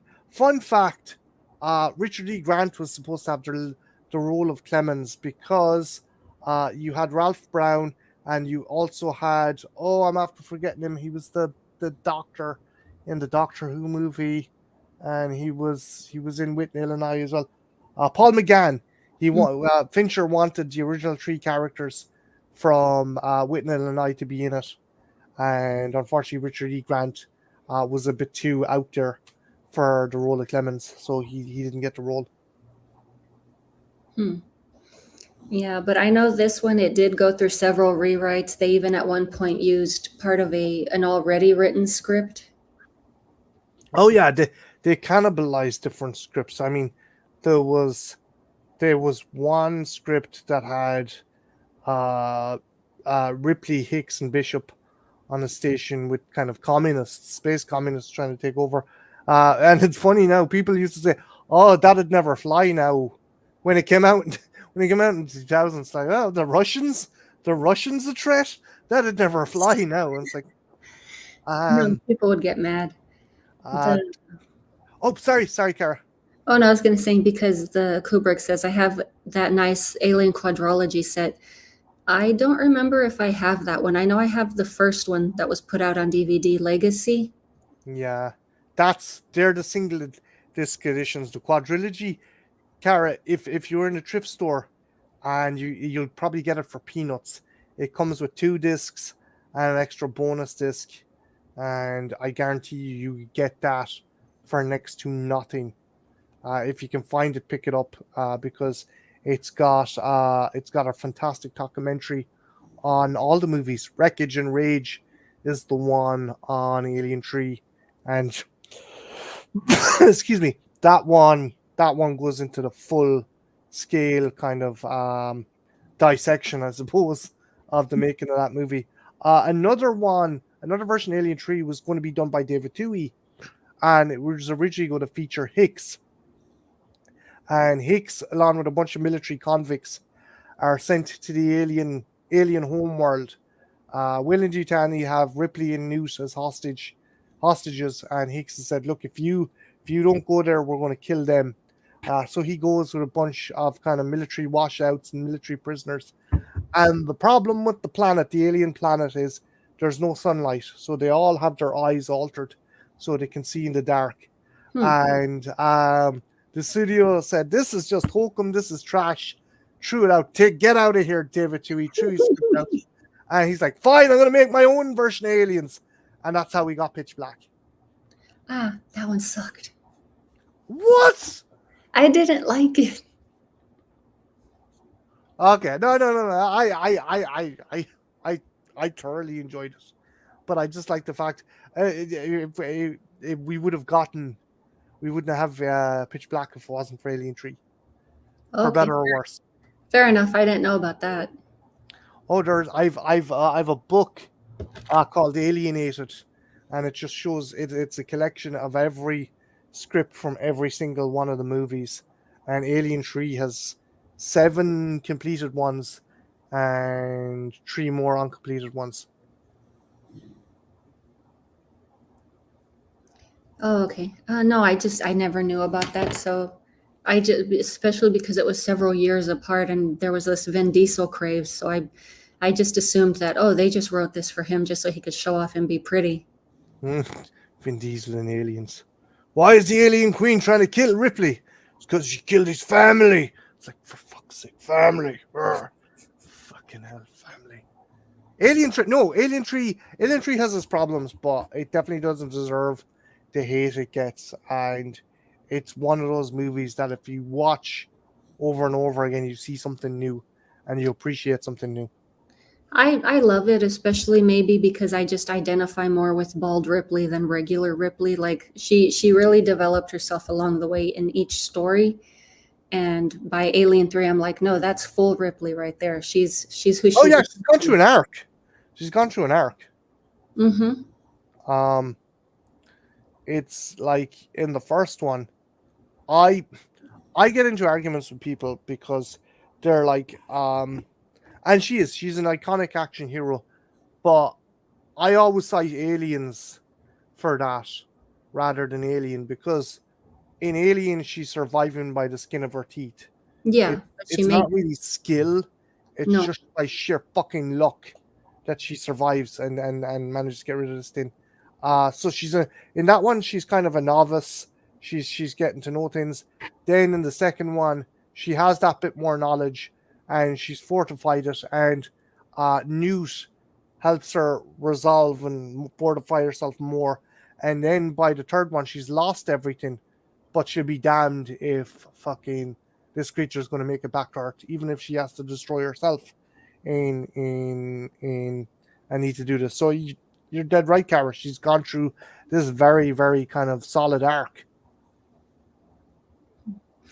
Oh, let me see. One I did miss. I'm not sure what they're referring to. I saw Charles Dance filming a scene in London once. I don't know what movie that might have been. There's a lot of movies he's been in. He's I don't know if he's in Game of Thrones. I don't know if Game of Thrones was filmed in London. On that one, I'm not too sure. It's probably when we were talking about movies like film production and stuff like that. Dutton was on the TV show Rock. I need to check that out. I'm not familiar with him, or I don't know the name. I've probably seen the face. He was Dylan in Alien 3. He was the big African convict who tells Ripley not to go near him because he's like a murderer and rapist to women, and she just antagonizes him even more, which is brilliant. She's like, yeah, great. I've dealt with the most dangerous creature in the galaxy. You're a fucking puppy in comparison. Yeah, no kidding. And then of course Slipknot was saying, I like the Reddick movies. I'm like, They're not perfect movies. Two, he tried turning the second one into Dune. I think his eyes got a bit big for his stomach, and he tried turning it into Dune, which really derailed it. The first one and third one, I enjoy. Second one, I'm like, what the fuck are you doing? This is not Frank Herbert. This is Vin fucking Diesel. You have okay. I've never read the books, but I do love that first Dune, the one with Sting. I haven't seen the new ones. The new one is really good. Um, I done a review of that, and um, I got so much fucking hate from people. They were like, "This is shit. What are you talking about? This isn't a good movie." And I stated in my video, if you're going in expecting Star Wars, or if you're going in expecting a Marvel movie, you are going to be disappointed. The Dune is essentially the science fiction version of Game of Thrones. You have all these families and all these kind of groups of people backstabbing each other and political intrigue, and everyone's a pawn to everyone else. If you're going in expecting fucking The Force Awakens or No, it's not that kind of movie no, it's not. at all. And people are like, oh, this is going to be great. It's like, no, are meant to the trailers are meant to pull in people. The trailers are meant to be kind of spectacular and big, bombastic kind of orchestral music and visual effects. But that's just a trailer. People have to realize, like, that's the hook. That's the hook to get you in, but that doesn't necessarily mean it's going to be the movie. Yeah. Oh, and then Slipknot was saying fans couldn't handle with what happened to Newt and Hicks. Dark Horse kind of found a way around that. Dark Horse done a continuation of comics that were supposed to be sequels to Aliens. And when Alien 3 came out, they had to rename in the continuing comics that like went off into their own adventure. They renamed Hicks to Wilkes and Newt to Billy. And it turned out there was another Ripley that was a robot. Oh, Lordy. Yeah. Yeah, I mean, just really quick, the only thing about Dune is, other than I really need to read the book, but people may not be aware that there are two different Dunes before this new remake. There was the big film Dune, and then it was redone as a television miniseries. Yeah, sorry, Carol, William Hurt and James McAvoy, if I'm not mistaken, and Susan Sarandon. Maybe I'm wrong about Susan Sarandon. I'm not too sure about Susan Sarandon, but yeah, I think it ran like 4 episodes because they did miniseries format with that. I don't know if it's Brian. Have you seen the documentary, Cara, of the making of Jodorowsky's Dune?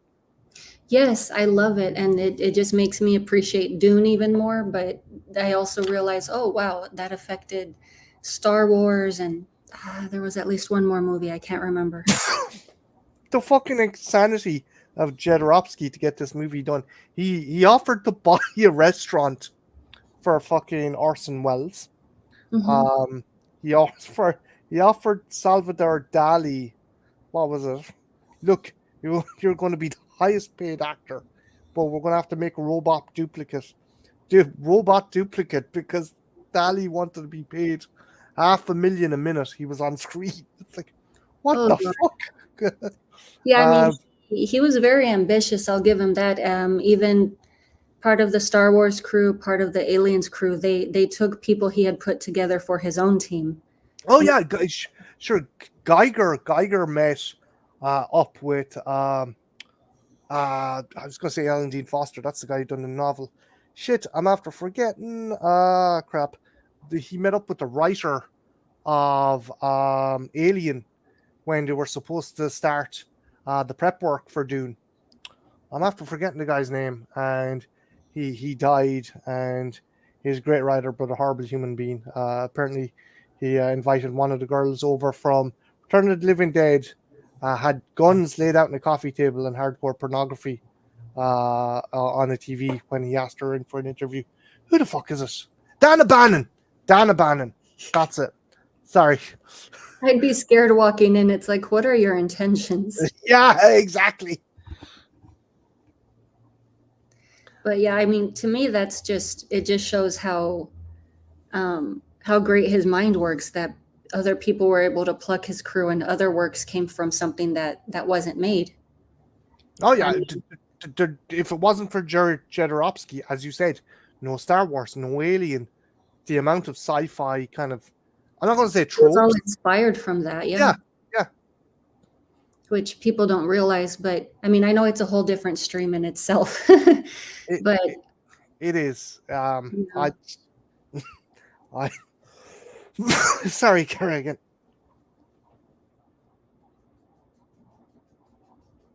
Let me see. Charles Dance was walking out of a building in London. He was wearing a suit and overcoat. The film crew was across the street. I have no idea what the film they were making. Do you remember more or less what year that was? I mean, I would have no idea.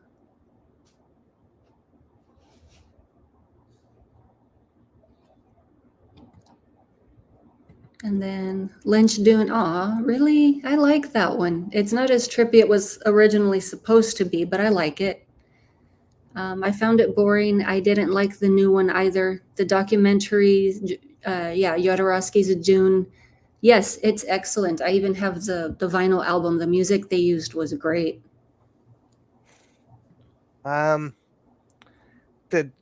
documentary, Jodorowsky is a bit of a character, though. He's like Frank Herbert's story was I wanted to marry the story, but in order to make the movie, I had to tear the bride from the wedding dress. You have to rape the wife on the wedding night to consummate the movie. And I'm like, what the fuck, dude? You're on camera. You can't say this shit.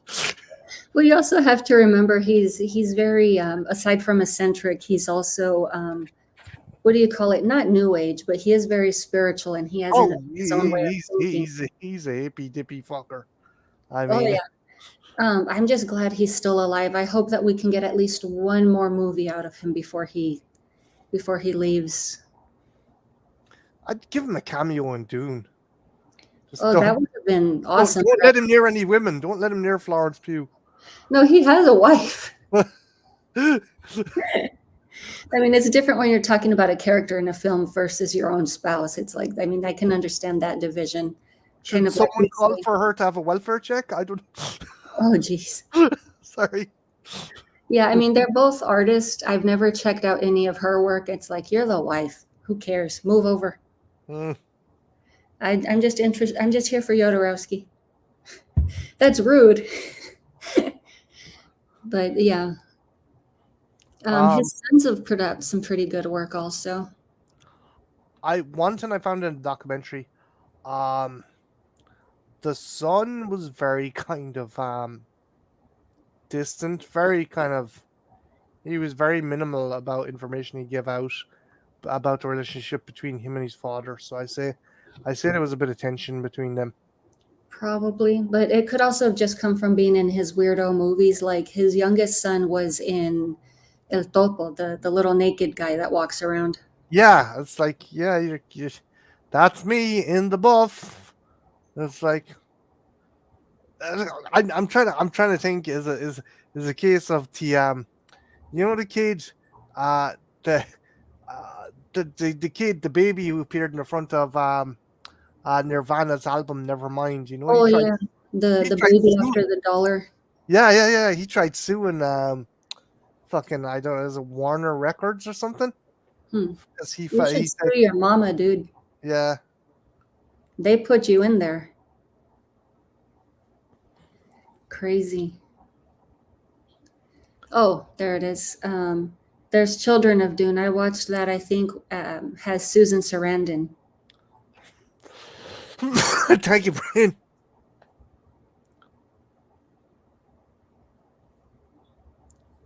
That could have been the one that I was thinking about earlier, the miniseries.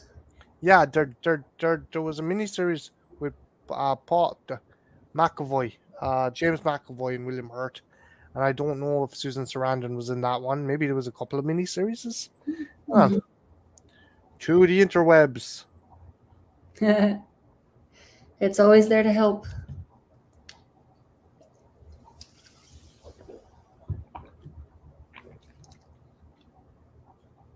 If you're going to discuss, if there was a sci-fi movie that you wanted to discuss in depth, like we are now, what one would you pick? What one would you want to do? I mean, sorry, Dune just came up, but yeah, that's definitely one that holds a lot of interest. Same with Alien 3. Like that's my favorite one out of the franchise. I even donned the Ripley look just to review that one.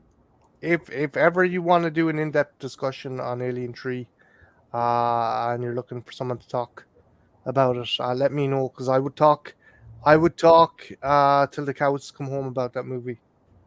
I love it. There's so much to discuss, and then like you said, just the dropped scripts, the dropped directors.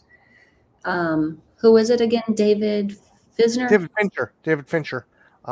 This was his first movie, so he had a lot sitting on him, like all this wreck going on around him, and he still had to create a good movie if he wanted to become a director, like a big Hollywood director. There was so much stuff against him. I mean, the studio put out a fucking release date for that movie before the movie, even a real film hit the can. Hell, a lot of people even got confused because that teaser trailer, it was like, on Earth, everyone will hear you scream, and people are like, oh, the next Alien movie is going to be set on Earth. No, no.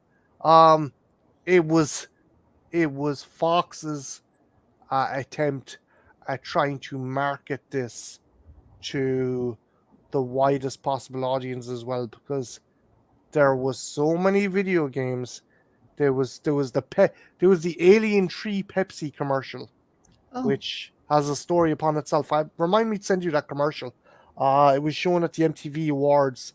This alien chases these teens up a dark alleyway, and they hide behind a Pepsi vending machine, and they put $1 in, and a can of Pepsi comes out, and the alien takes it out and drinks it, and leaves them alone. Then it's like, I guess he's not from around here. It's like, Jesus Christ.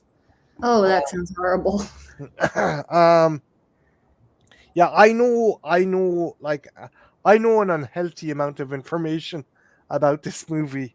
Um, It makes for an even better discussion. I mean, I had researched it for a paper, but I mean, I have no doubt you know way more about it than I do at this point. um, have you seen have you seen the full version, the work print version? Mm, like the regular one, not the expanded, like where the alien rips himself out of The the car. expanded one where it comes out of the oxen. Have you seen that one? I have it on one of my alien sets. I haven't seen it yet. That's the only reason I wanted that particular set is so I could watch the alternate version. I'd say you do have the quadrilogy then, Kara, because It might be like I usually don't double dip like that, but I was on an alien kick at the time, especially with all the reviews I was doing, and I was like, I want to check out this difference here. um, a lot of people bitch about quote unquote bad CG. There isn't bad CG. There is fantastic go motion in that movie. That is the best go motion you will ever see in a fucking movie. Hmm. I it's a rod puppet. There's not a computer. That is not a digitally created creature. That is a puppet that is integrated into the film fantastically. Oh, okay. Yeah, and then I know for some reason, what is it? People also like to dump on the movie because they say, "Oh, it really has a bad outlook." What do you call it? Neo. Like it nihilistic. Yes, nihilistic. It wasn't coming to me. Yeah, no, no. It's like people are like, okay, so the last movie was violent, it was grim, but it was a roller coaster ride. You had these people like blowing up aliens, you'd spaceships, you'd tanks, you'd Ripley in a power loader, essentially a mech fighting the alien queen. It was if the first movie was the spook house, this was the roller coaster, and Alien 3 was the really dull wax museum, but it's actually really interesting that no one realizes. Um, that's how I describe it. It's just hard to come from a movie that kind of bombastic and adrenaline fueled, and then go to a movie where like, oh, Hicks is dead, Newt's dead, Ripley's impregnated with a xenomorph. Oh, the entire planet is filled with pedophiles and murderers and rapists. It sounds like Jerry Springer. Yeah. Jerry, Jerry, Jerry. Uh, Too a, funny. a fun fact as well. It in the original script, it didn't make it into either draft, but it did make it into the comic. Originally, the queen embryo of the alien was inside a newt. When Newt drowns in the comic, it Hmm. comes out of Ripley's mouth. It comes out of Newt's mouth and swims into Ripley's mouth. Hmm. So, No, see, like especially when it comes to the comic lore, I don't know anything about that.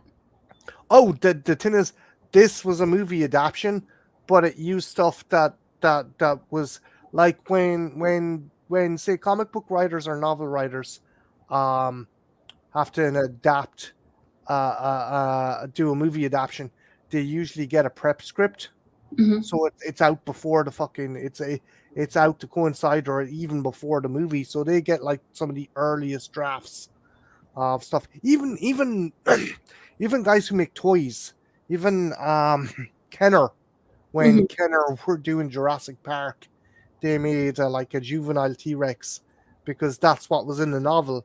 but that was never featured in the movie. So it's just they'll get something, they get an early draft, and they'll be like, oh, well, that's why it's that weird piece of extra media. It's like, I don't remember this in the movie, but it's cool, and I like stuff like that.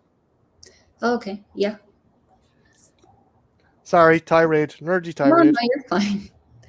Yeah, I mean, quite a bit of that went over me, but I'm still listening.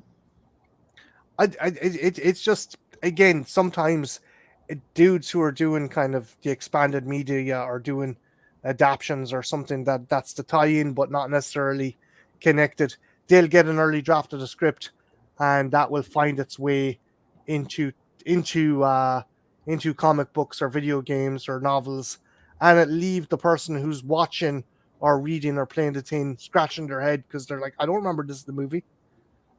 Mm-hmm. Oh, okay. Yeah, I didn't know it would take from there. So I guess it is like, would you say it's beneficial to go ahead and read both, like especially if you're into a series, like read the Oh, comics, yeah, because you just get to see, you get to see different perspectives. For example, like another thing is, I'm sorry, going off on a tangent again, Kara. If someone back in 1992 was playing the Alien 3 video game, there's a level in a slaughterhouse, and you'd be like, why is this slaughterhouse in here? Because the extended cut wasn't released until what, 2003, 2004. So people would be like, why is this in here? But it's because it was in the original draft. And it's Mm-hmm. just interesting and fun. And again, nerdy tirade. I'm sorry. No, you're good. I do it from time to time too about things that I'm really into. But let me see, just really quick. I think Jodorowsky's Dune influenced Flash Gordon. I can see that. I mean, at least some of the elements. What do you think? Yeah, the I definitely think some of the more kind of outlandish aspects were definitely taken from Jodorowsky's um original draft. But keep in mind as well, Flash Gordon has been around for years Yeah, and it's years. older material. Yeah, it was originally a serial. I don't mean serial you eat. I mean, there was these kind of little movies shown before big movies called Mm-hmm. serials back in the day. It was a comic book for years, and yeah, but as a aesthetic wise, space aesthetic wise and stuff, I think it definitely has beats and nods to Jodorowsky's Dune. Yeah, like just for giggles, have you ever done the Ted and then Flash Gordon double feature? No, I haven't, but I do like where your man turns up and Yeah. about he's having a dream about being on the fucking sky ski with him hugging him. I thought that was funny. Yeah, I mean, I had never seen Flash Gordon, and then it comes up in TED so much. I'm like, you know what? I'm just gonna sit down and do the double feature today. Um, I really want to do an edit.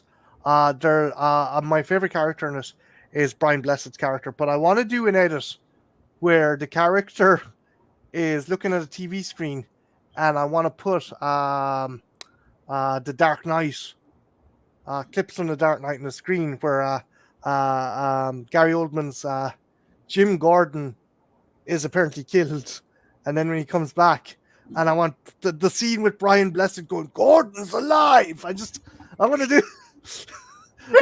I'm just that sad.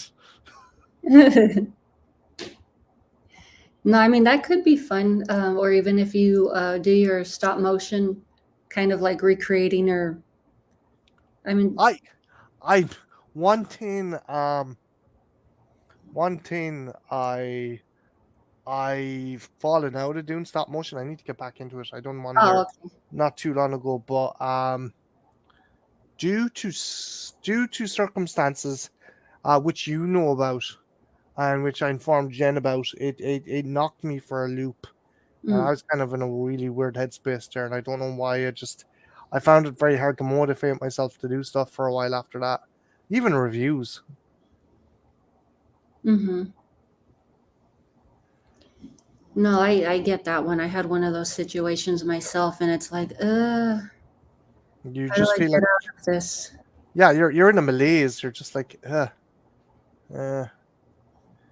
It's like a buffalo in a tar pit. Well, I'm gonna drown anyway, so I might as well not struggle. Um, Let me see. I think Contact with Jodie Foster was influenced by it by Dune. That one I don't really see. There's a I lot of think CG. I think sorry, Brian. I think Contact with Jodie Foster is influenced by NyQuil. Yeah, Christ Almighty! I was like, it was pretty boring. Yeah, I remember watching that. I didn't like it too much. Let me see. I think it was roughly 10 years ago. I remember it was near Convent Garden in London. If I search through Dance's films, I'll probably find it if they didn't delete the scene. Oh, so he was talking about the scene that he had seen someone filming. yeah, in London. Oop. And then he was the lead role in El Topo that I have yet to watch. I think John Lennon produced it. What? Oh,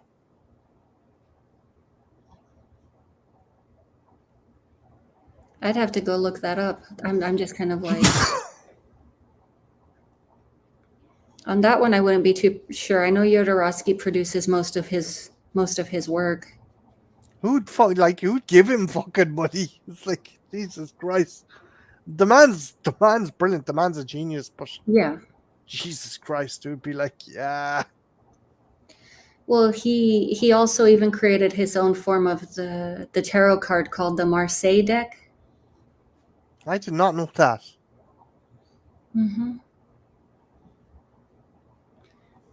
But yeah, he dips into quite a bit of things. I've never really looked up his artwork or his wife's artwork. I would just skip the wife just because she's the wife, but I'd be interested in seeing what he's done. I know he's done a comic book. He cannibalized elements from his Dune script and made an entirely original story, and used a lot of the artwork and concept artwork to make a comic book. My friend Mike Lynch, who knows his stuff about kind of avant-garde comic books, says it's pretty out there, but it's pretty cool. Mm. No, I didn't know he did comics either. I know Rob Zombie does. Rob Zombie does everything. Yeah, I like his artwork style. Sometimes I used to joke around that his mother would color it in because it's all so bright. I know that's mean. No, you're dead right. Yeah, I remember. What was it? He did, yeah, for part of the music video in Beavis and Butthead Do America, where they're tripping in the desert. I think Mhm. that's his art style as well. I didn't know about that. Yeah, it's a Rob Zombie song, and they're out in the desert tripping, and things go all weird and fucking demony, and there's like fucking demon women with bare breasts, like shaking it back and forth, and the Beavis and Butthead are just like laughing as they're dying from overdosing on peyote. Have you seen that one? Have you not seen Beavis and Butthead Do America? I've seen it a long time ago. I'd have to go back and rewatch. Oh, it's so good. It has not aged well, but it's so good. All I remember is I think it's the movie where they're doing the sing along with Cher and she's on her motorcycle. I think I don't know if that's in the movie.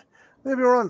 The only time they're on the back of a motorcycle is they accidentally meet their dads, who turn out to be shitheads. Um, my favorite one is Butthead befriends like this old lady on a bus, and she's like, hey, old lady, why are you going to Vegas? I'm going to Vegas to do the slots. She means slots. She means like slot machines. And Butthead's like, oh, hey, hey, hey, Beavis, this chick's pretty cool. She's doing slots in Vegas. I love that. That's the way I heard it. Oh gosh. I But love that. I forget, is prostitution legal in Vegas? I don't know. I don't know. I've heard that they actually pass out flyers for escorts. So, like, this is so and so. Call her number. It's it's I don't know, Cara. I'm after moving my screen somewhere, and I don't know where you are. Oh, There we go. Found it. I opened up another screen. I know there is in Texas. There's like 8 by 8 square miles of land where oh prostitution yeah, is legal, and there's like the one brothel ranch. there. Yeah, Yeah, I'm surprised they haven't made documentaries about that. I like. I don't know how you feel about this, but if if there's no pimps or anything, and like the women are like looking after themselves, of course, Dice comes in while we're discussing this. I think it should be legalized. I think if there should be a system set up to protect the women and make sure things like drug addiction and abuse don't get involved. Like it is the oldest profession on the planet, so It is, yeah. Oh yeah, and then of course the guy on the Nirvana album cover is just a grifter trying to make a quick buck. He could be a dude, fake. dude, you were on an album cover. Fucking appreciate it. Hey, you ever see my wiener? No. Yes, you did. You ever buy an Nirvana album? Yeah. Well, yeah. Then you probably saw my wiener. Well, Like, that's a baby. No one saw things then the way they do now. mm, Um, and then of course he agrees with Slipknot fan. Oh, I saw that Pepsi alien Pepsi commercial. um, you just filled. You're just filled with passion, Marty. that tea. Sorry. Lots of tea. Oh, Jerry Springer passed away fairly recently. Yeah, he did. Yeah. I still go back and watch old TV episodes. It's a good way to kill time when you're bored. Okay, and then sorry to hear that. Oh, it's grand. That's fucking done and dusted, I hope, anyway. And then Flash and Contact, they show clips from Jodorowsky's Dune. I don't recall.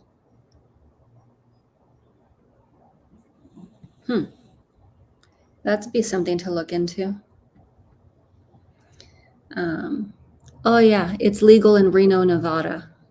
How do you know that, Brian? I'm kidding. Oh, there's a dice. Bojo. And Beavis and Butthead Do America. Yes, that Rob Zombie animated scene was brilliant. It was kick ass. And then, have you guys seen Faust, directed by, I'm going to mess it up, F.W. Marneau, who also made Nosferatu? I haven't seen it myself yet, but it looks incredibly good. I've seen bits of it. It's definitely, if you're a fan of German expressionism, it's definitely one to check out. And if you liked, say, what's that other movie, The Golem? If you like that, I think you'd like Faust. Yeah, I know there's a handful of silent films I've been wanting to watch and haven't gotten through it. Oh, and then of course there's Dice. Yeah, seems like a good time, a good place for me to arrive. Kara, what's the it's a lost horror movie, but I think it's the first superhero movie, or at least vigilante movie. This detective dresses up as a vampire to try and catch a murderer. It's an old oh Christ, trying to think. The great makeup old Universal makeup creator and actor. Lon Chaney Sr. Was Uh, it London After Midnight or London After Dark? Basically, he plays a guy. He plays a cop who dresses up as a vampire to fight criminals. Yes, thank you, Dice. Thank you, thank you, I thank was you. just Googling. Yeah, not London After Midnight, is it? Yeah, it's Lost. That's something I'd like to see. Dice or yourself or someone tackle Lost. Horror media. Mm. Just horror movies that never kind of that almost came close to being made but never got the release. Oh, that would be an interesting topic.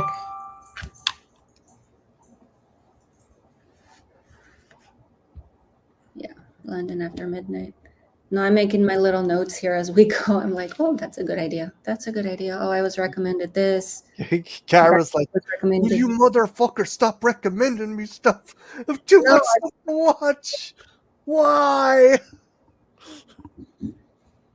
no, I'm not even complaining. It just, especially when like film or book recommendations come up, I try to jot it down because I know there was one Jen gave me one time and then I lost it and I was like, darn it.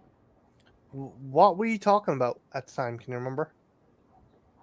It was during it was Sam Neill. What was it? Mouth of Madness. And she was talking about some erotic horror book. I'll ask her. I'll get her to double check and I'll get back to you with the title.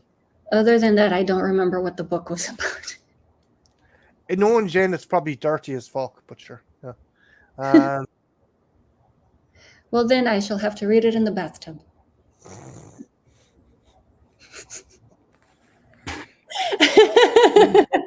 Everyone, isn't it?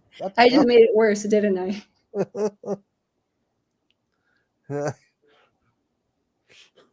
I can't say I've a bad back. I remember I was telling Jen, I gotta get up. I can't get up. I'm too stiff. And she's like, "Woo, goody!" And I'm like, "God damn it, Jen! I'm in pain here." Yeah, she. I mean, at least from what I observe, I mean, she's a character. I don't know what she's like in person. She's incredibly warm and she is so nice and caring and gives a shit about everyone to her detriment, and that's why I love her as well. Like the fun zaniness is the cherry on top. Well, yeah, she threatened to hobble me as well, but she's still.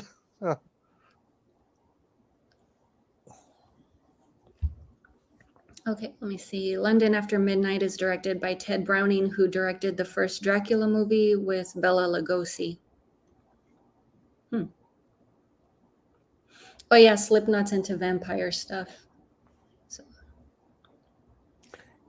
Cara, what would you say your favorite vampire movie is? Misery, Marty, misery. I know, Dice. I know. Oops. Well said, Marty, about Jen. I don't have to say anything. It's the truth. That's a fact. There's no me fucking spicing stuff up or making things better than they are. It's just I'm calling it how it is. Yeah, I mean, favorite vampire movies. Even though I'm not like the romantic sort, but I do love. What is it? Capilla's Dracula. I like Interview with the Vampire. I lean more into Franz Coppola's Dracula. I said that wrong.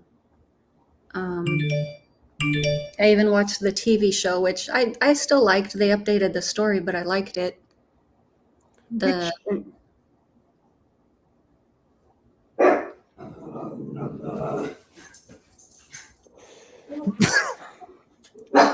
Bless you. What the TV, the last BBC adaptation of Dracula, Cara? No, they had was it? Darn it, I can't remember the show. Was it HBO or was it Stars? They had done a remake of. Oh, Interview with the Vampire. yeah, that was weird because they turned him into an industrialist, and like the Van Helsing was helping him as well for a while. Yeah, I mean it was very modern, but I I liked it for what it was. It's like, well, this is new. I've never even thought of this. Yeah, it was filmed in Ireland, and like the main guy, the, sorry, Kara.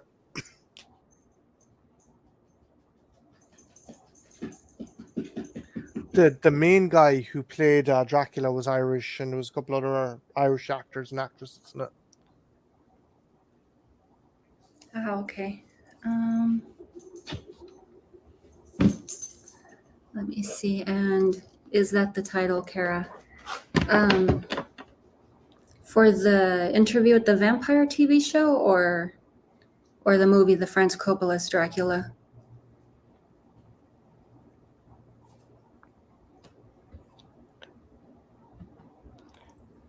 Yeah, Cara, the Dracula I think you were talking about was 2013. Jonathan Rhys Meyers played Dracula, and there was. There Am I was wrong? I was thinking the Gary Oldman one. Oh, okay. No, just when you said series, I thought you were talking about Dracula series. Are you talking about the Interview with the Vampire series? The vampire series. Oh, okay. I'm not sure what Dialin is, but Dice was saying Dialin Marty. Coppola. Yeah, Bram Stoker's Dracula is probably the best. I want to like the old black and white one so badly, but it's just lack of atmosphere music. It just kind of makes it hard to sit through it. I remember I got myself a big Universal Monsters box set, leading up to Halloween. Extravision, which was our version of Blockbuster, was selling them super cheap, and I got them, and it was a bit of a slog to get through. But I went back and watched it. I was like, okay, that's cool. That's cool how they done that technique. That's cool how they done that with Shadow. It's definitely antiquated, Mm-hmm. but there's charm, and you also get to see the ambition of the director. Despite the limitations, they did do this. Like there's things that still kind of catch me off, for like the coffin's open and there's is there a giant cricket in the catacombs now, or is there like why are there possums? Why are there fucking possums coming out of these In uh Transylvania. yeah, or was it an armadillo? Maybe I'm confusing it with Monster Squad. But I know there was stuff coming out of the coffins that shouldn't be coming out of the coffins. I know Mm-hmm. there was like a giant bee, or there was a bee or a bug. Some kind of bug came out of the coffin. Let me see. I guess the elite would be more accurate. God bless you in Irish, essentially. Oh yeah, Dies Merigwit. Um, Again, just dice. Another thing you should know is, as the generations of Irish went on, thanks to the English, we had like our grandparents' generation and their generation, and to our extent, our parents' generation had the Irish beaten out of them, and then the priests tried to beat it back into them, and as a result, it's very hard to get someone who speaks fluent Irish in Ireland. You have to go to particular parts of Ireland, like Galway or Connemara and stuff. Sorry, tirade. Oh no, I had a random question, like just super left field. What? Oh no, like living in Ireland, have you ever met any travelers? Yes. Um, and I'm going to be very diplomatic on how I answer this. Um, do you know the origins of travelers? They're originally Middle Eastern, and then they traveled throughout Europe. Well, no. Do you know the origins of the Irish travelers, though? No, I can't say I do. Okay, so 1845, the potato famine hits. Land is no longer sustainable, and the only way to survive is people have to remain nomadic. So you go around to bigger towns, bigger farms, kind of, and beg, Mm-hmm. and you do odd jobs. You make stuff out of tin, hence the term tinker. And after a while, kind of the famine receded, the land became fertile again, and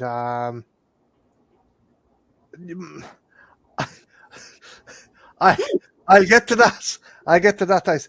As a result, people started to reclimatize back into working on farms or working in fishing villages or working in towns or having trades. Bar particular subset, Mm-hmm. which were people who decided to remain nomadic.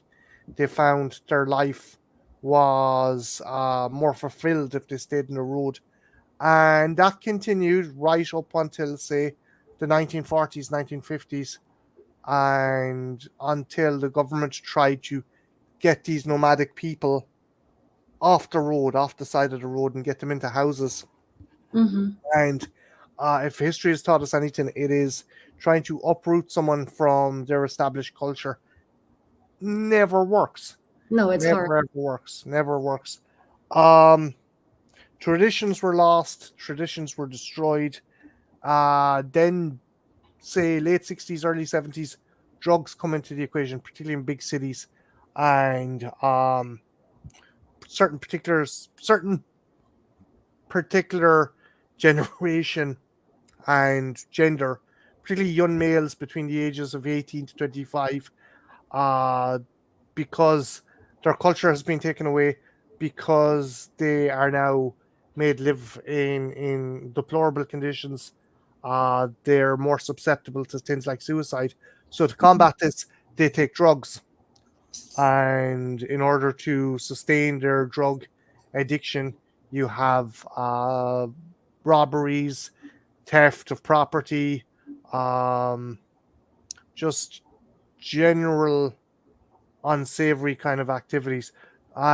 So the thing is, up until a particular generation, yeah, to an extent, but up until a particular generation, travelers were just people who were trying to get by Mm-hmm. doing odd jobs and so such and so forth. Now it has become a thing where they have kind of looked for more illegitimate means. Not all travelers now. I'm not trying to be a dick. Not all travelers. Again, I'm trying to be very diplomatic with this, because if it was someone else, they wouldn't be as what's the word I'm looking for? Even sided.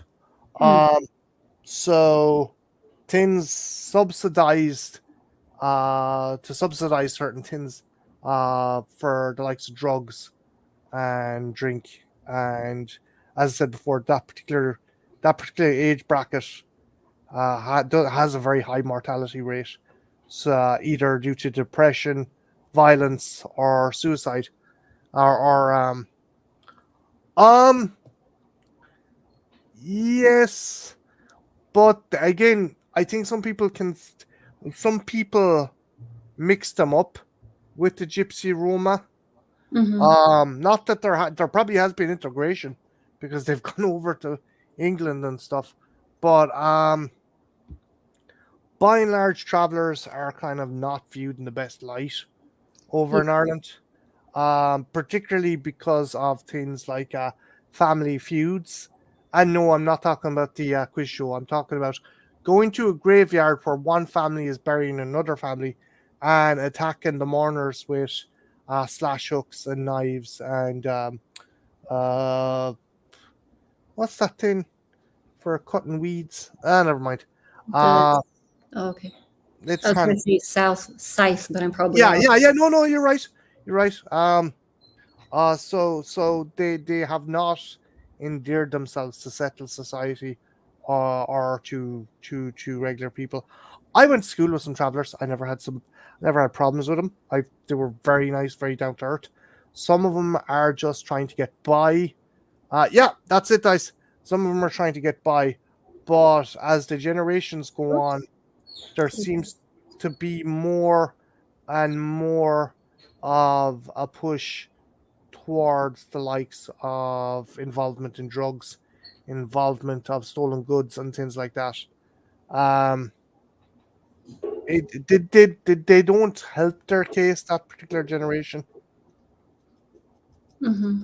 But I'm not going to shit down on a group of people, because it is hard going. It is like there may be travelers out there who want to get jobs, but because they're identified as members of the traveling community, no one's going to trust them.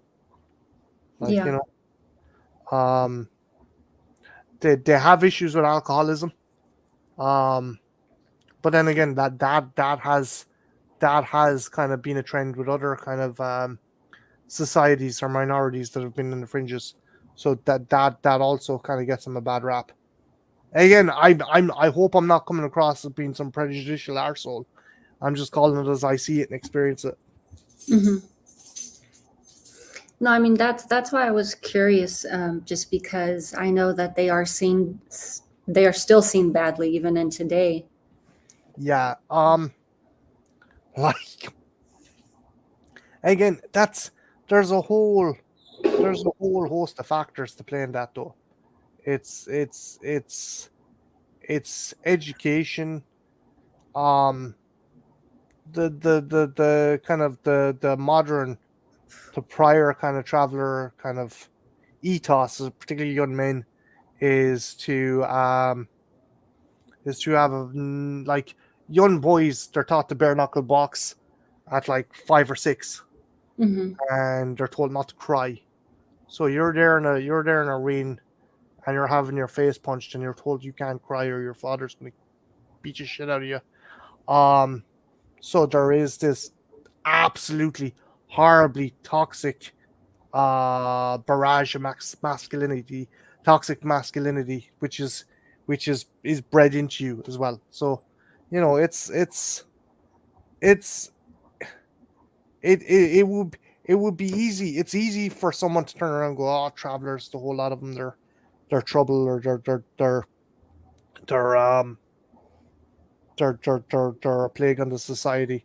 In fairness, though, society has contributed to the way they are, and I don't think the problem is going to dissipate just by kind of giving out about it, or kind of, you know, throwing the book at them. I'm not trying to sound like kind of Charlie fucking liberal here either. I'm not trying to be like, hey, kumbaya.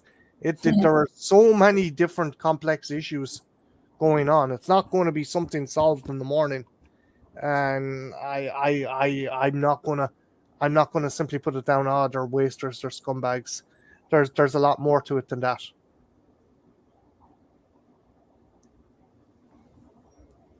No, no, no. But like, Kara, I hope I didn't come across as kind of bigoted by giving that kind of rundown. No, I mean it just gave more background to stuff. Like, I mean, I know some of how where they originated, where they migrated. I mean, people get them confused with Exodus, and that's why they're called gypsies, because they fled from Egypt. And I know it goes actually further back than that. It has to do with more their common ancestry, which is more the Middle East than anything. But like, as I said before, the true origins of Irish travelers are is the famine. The famine. They were the last link that just couldn't reconnect to the chain, so that they remained nomadic. That's basically the explanation. They, Hmm. they never settled. They could never settle.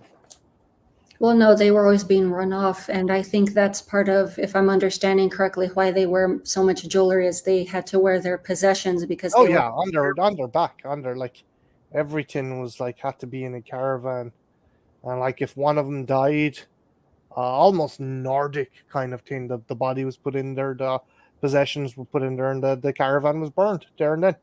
Hmm. Um, like my dad had encounters with them, and I never had any trouble with them because, again, I grew up with a particular generation that hadn't really become super. And again, this was before the likes of, and I'm probably sounding like an old man shouting at a cloud. This is before the likes of YouTube, where lads could put up call out videos where you'd call out a rival family member and threaten to kill him and stuff. This was before that. They were cheeky, but there was no malice in them. And my dad knew some of them from going to horse shows and stuff. My dad farms as well as dry stock. He uh, he he um, he reared draft horses and jumping horses and ponies and stuff. And he knew them. He knew how to talk to them. And like I'm lucky in that way that I had a perspective that let me realize, okay, these these people aren't just fucking, troublemakers or degenerates or whatnot. These are people who have fucking a lot to fucking try and deal with and survive. So sorry, I'm going on a tangent. No, I just I find it partially relatable because my family, they worked as migrants, so they would always travel from one area to another, and then just be in a different culture. So yeah, they were treated badly as well, even though we are American. like And the thing is, I think like ever since the Irish have always been hot blooded because I'm gonna be dead honest. We got a really shitty fucking end of the stick when it came to the British. I mean, like, and I think when when we finally defeated the British, we were like, oh, okay, so who do we lay into now? It's it's just a thing. You're whipped into a frenzy. You still have energy to exert, and you're going to turn on your own or other people that are different. It's just the case. mhm. Yeah, I mean, I have no reason for it. I just live semi-nomadic, so there really is no reason for that. I'll just stick around one place for X amount of years and then I'll just move on somewhere else. Which Do you it find probably it's a makes pain in the butt though when like oh, sorry, Kara? Oh no, I'm saying like it probably comes off as weird to people nowadays because people, whether they're in an apartment, they're in a home, they usually settle for X amount of period. But yeah, like the stuff I've acquired over the years, it's a pain every single time I move. It's like, what do I keep? To What do try I and let move. go? Yeah, Yeah, and that's also why I I have minimal furniture. yeah. Like that's not too out of the ordinary because like I have a friend of mine, John, he moves every once in a while and he accumulates a higher volume of shit, but he keeps on moving. He can't be settled. Like he stayed here for 7 years and he just said, dude, I gotta move. It's nothing to do with you. I just kind of I gotta fucking It's just new kind of things. yeah. He was afraid of falling into a funk, like.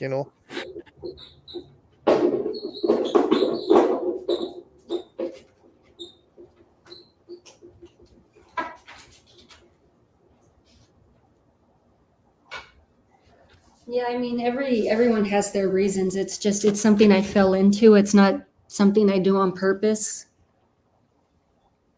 You're a wandering soul, Cara. There's nothing wrong with that. Well, that's why traveling cultures interest me. It's like, well, I know their reasons, I know their history, but it's just I don't know, just kind of looking for something that I can relate to, I guess. But the sad thing is, like maybe 2% of travelers now are nomadic. Maybe 2% of a small minority now, because, as I said before, circa 1990, their mortality dropped with the introduction of things like heroin and other drugs. Hmm. And like Jesus Christ, no traveler, young fella, is going to fucking go to a doctor and say, "Hey, I'm depressed," or "Hey, I'm feeling this way." It's just a case that I think it's something you just deal with. Like, for example, I also have cousins who are half Native American, and I mean, even they have a not to be rude, but they have an history of substance abuse. Also, the I forget what you call the communities they live on. reservations, yeah, like um, again, but that's not their fault. That's down to society. I mean, you had fucking Ira Hayes. Ira Hayes was one of the dudes who raised the flag at Hiroshima, right? Fucking American icon, came back to the United States, died in a ditch from alcohol poisoning.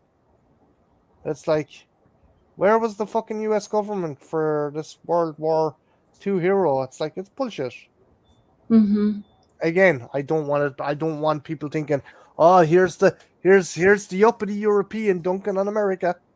Oh, I don't see you uppity at all. You're just an everyday Joe. I, but yeah, no. Oh yeah, but Kubrick was saying I think the homelessness is becoming a problem in the US. Oh, it's the same. It's the same over here. We've reached we've reached the zenith with when it comes to homelessness. I mean, the fucking price of a 2 bedroom apartment, you're looking for like a fucking rundown box of shit would put you back 19,000 a month. Yeah, I mean it's ridiculous even for myself that I like to move so often, and it's becoming more expensive. It's kind of like, okay, well, I'm going to be stuck here longer than I want to, or can I figure something out?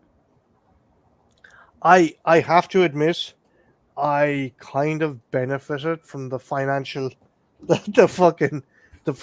crash a few years back because I was able to buy this place because the fucking bubble burst and it burst with a vengeance. And I got this place for I bought my apartment for 55,000. Oh, okay. So I was like, fuck it, because I'd been working in a department store for the bones of 15 years and I'd nothing to show for it. So I was like, fuck this, Hmm. I'm gonna buy something. Yeah, I mean, eventually, I imagine eventually anyone would want a home. Like I know a couple of years back, I was even looking to move into a tiny home community and just buy a home there. What stopped you, or was it just financial reasons or other reasons, or While I was looking around, I just found that, oh, it's still cheaper to pay rent than actually buy a house, but I really would like to have a place of my own. So even though I would really have to downsize on stuff, I'm kind of leaning more towards maybe I can look into like a small home community again. yeah, go for it. Like have a garden for the well, I know you probably have a garden already for the pooch and the cats and the dogs and the fish and the eagles and the armadillos and the iguanas. Yeah, I mean, I still want to keep going. I love the idea of one day having a turtle and a frog. The ferrets will have to wait. Ferrets, like Beastmaster. Oh my Yes. god, ferrets, yeah. Was anyone else kind of perturbed that it was like, hey, I saved you, hot princess. I'm your cousin. Let's sleep together. Jesus Christ, it didn't. Oh, Like, gross. Let me see. They just price gouge you with all things like food and rent because they can. I think it's basically why I had to move. Yeah, it's annoying. It's like either going out or in. It's a hassle. yeah, there's no half measures with shit like that.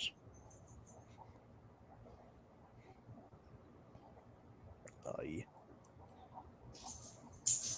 What about a pet bat like a fruit bat? That would be cute. And I always have fruit in the house. I would love to have a pet, but I'd feel bad. My apartment is big, but not that big. And if I was going to work, the poor fucker, whatever he was, it's still like, unless there's a goldfish, and I'd feel bad about the goldfish because they'll fucking die. Although I do want to get a cassowary, but Jen won't let me. Eh, she's not there to tell you what to do. Mm, She's not your mom. But she's like, oh, it's literally called a murder bird, and I'm so like, that's propaganda. They just give it that name because they're specious. That's why it's not a murder bird. Yeah, they're specious. No, I've just always loved the idea of having a garden and a menagerie, and that's what I'm working on. But it's kind of like you have to keep that in check if you move every few years. Just don't be 19,000 cats, cat lady. No, I would. Sugar gliders are cute, Dice. Sorry, Cara. Oh no, I was saying. I mean, I would definitely like to consider a cat, but maybe after this one, she's jealous, and I would like to get a Sphinx. So it's like all of his body's revealed. There's nothing to protect him. Um, would you would you get one of those munchkin folds? They're adorable. Sugar glider, they're cute. I like those. I've never had one. That would be something new. A sugar glider or a munchkin fold? I'm not sure what that is. The munchkin fold is it's a breed of fluffy cat. It's a teeny tiny fluffy cat. They're adorable. I'd have to look that up, especially if it's like a dwarf. I would like that. I don't know. I'm going to send you a picture. Give me a second. Oh, and I did forget to mention, I would like the idea of getting another hedgehog. I mean, like maybe between those three, I can pull it off, like a hedgehog, a frog, and a turtle. Like something that I can keep in a small area. It's like a chimera.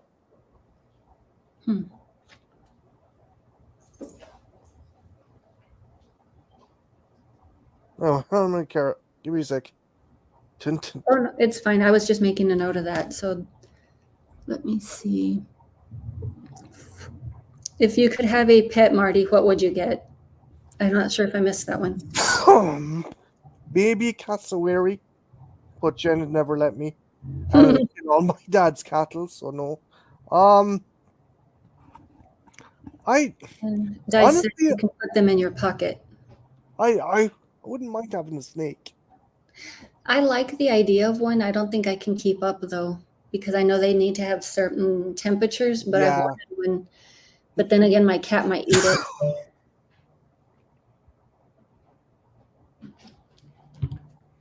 That's a munchkin fold, Cara. I'm pulling it up. Oh, that's cute. And they stay that small?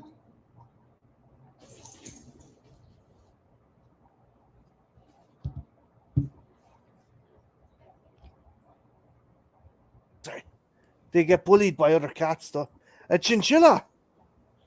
Jesus. Did I miss that one? Oh, let me see. I wish I could have a pet. They allow them here, just expensive for a dog. Yeah. Chinchillas are cute. I've never considered getting one of those.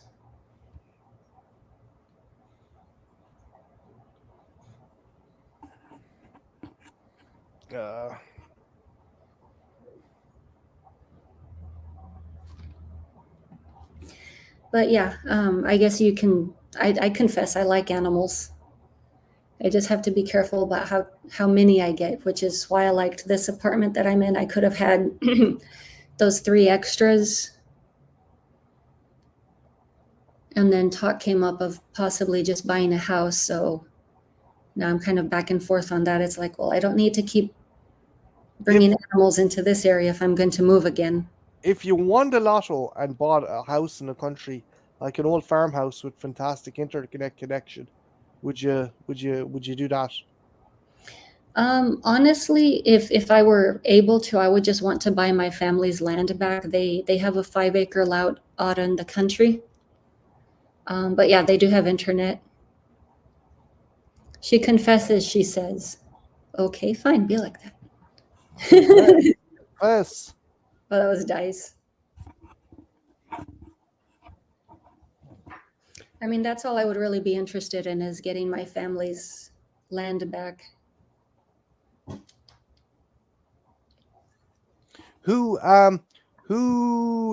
in the kind of the down the road future do you want to have on your streams? Is there anyone that you'd want to do a collaboration with in particular? You mean like for these discussion streams? Yeah. I have a few people that I'd be interested in asking. It's just up to whether they're interested or if they have the time for it. Kubrick says, I had a family dog and took care of my brother's dog and sister-in-law's dog. So the dog-in-law, brother dogs, and his self-dog. Hot dog. Hot dog, that's a lot of dogs. Well, that's no different from what I do on weekends. Usually I'm at my brother's house, and my 2 dogs plus his 3, I'm babysitting 5 dogs. Jesus. Which At least is no one will rob the house. Huh? At least no one will attempt to rob the house. This is a burglar with his arm missing, bled to death. Ah, shit, not again.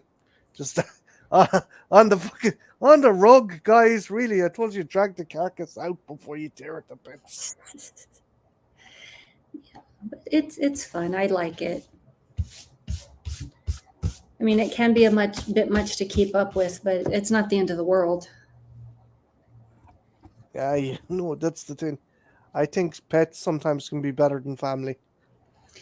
I prefer animals to people. People are just, some of them are just impossible. It's just kind of like let them talk, and then when they shut up, you can walk away. Yeah, those five dogs must have fun. Yeah, that's usually when I have the noise in my background on the weekend streams. I'm at my place today, so that's probably why it's a little more quiet than usual. Are your dogs trained? Yes, they know what to do with the bodies.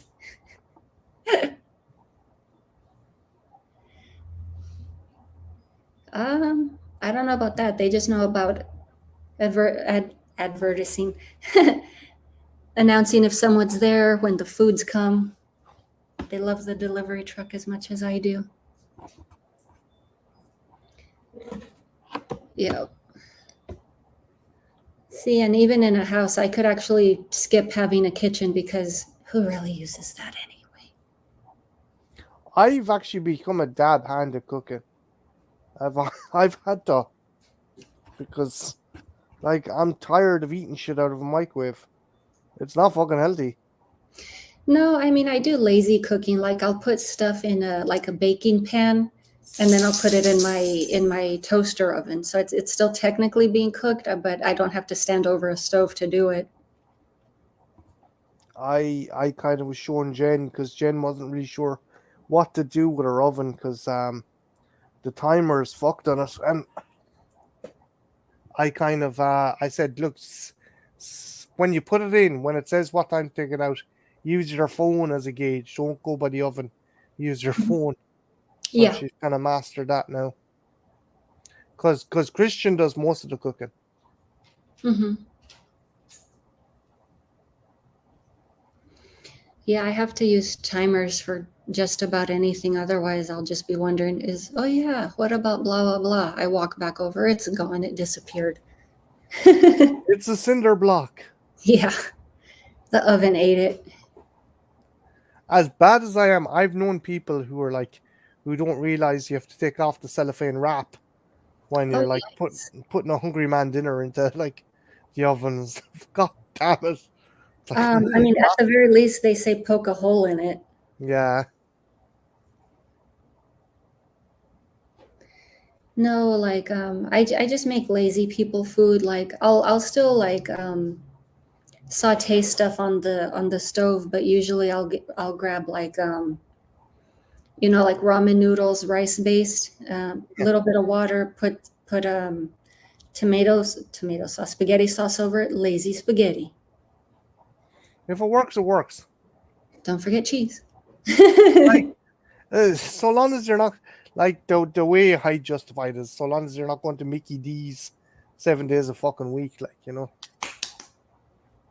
No, I'm not that bad. Like I'll have my occasional burger, but I consider myself more semi-vegetarian, so I usually lean more towards chicken, fish. I'm not really crazy about chicken these days.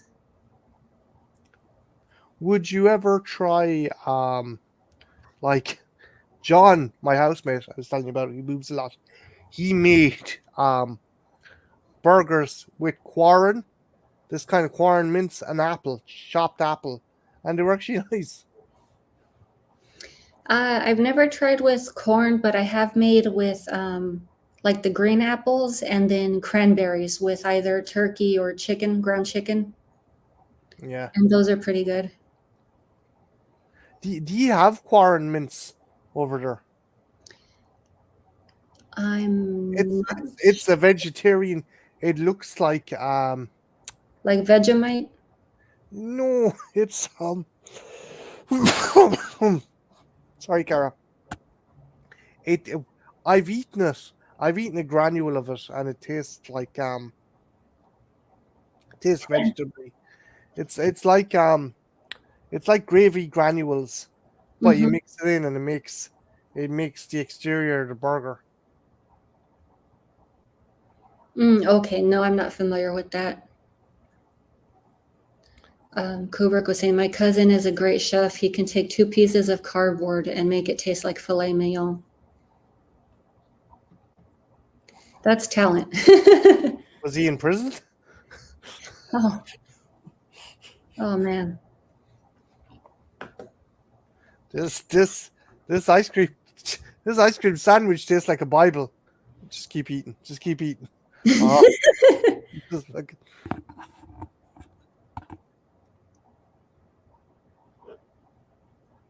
Do you know what? If I'm ever sent to prison, I want people to send me Star Bars. No, not Star Bars. Toffee. Just hard, flat toffee. I want hard, flat toffee. So I can bite at an angle, leave one half on the windowsill or in a fridge, and when I take it out, I have a shank. Yeah. Just rock hard toffee with it at a sharp angle. Just biggest guy there. That'll work. There's the old pencil. Hey, look out, it's the Candy Man! Ah! There you go. That would be a name. Willy Wonka's about to fuck you up. Just fuck it.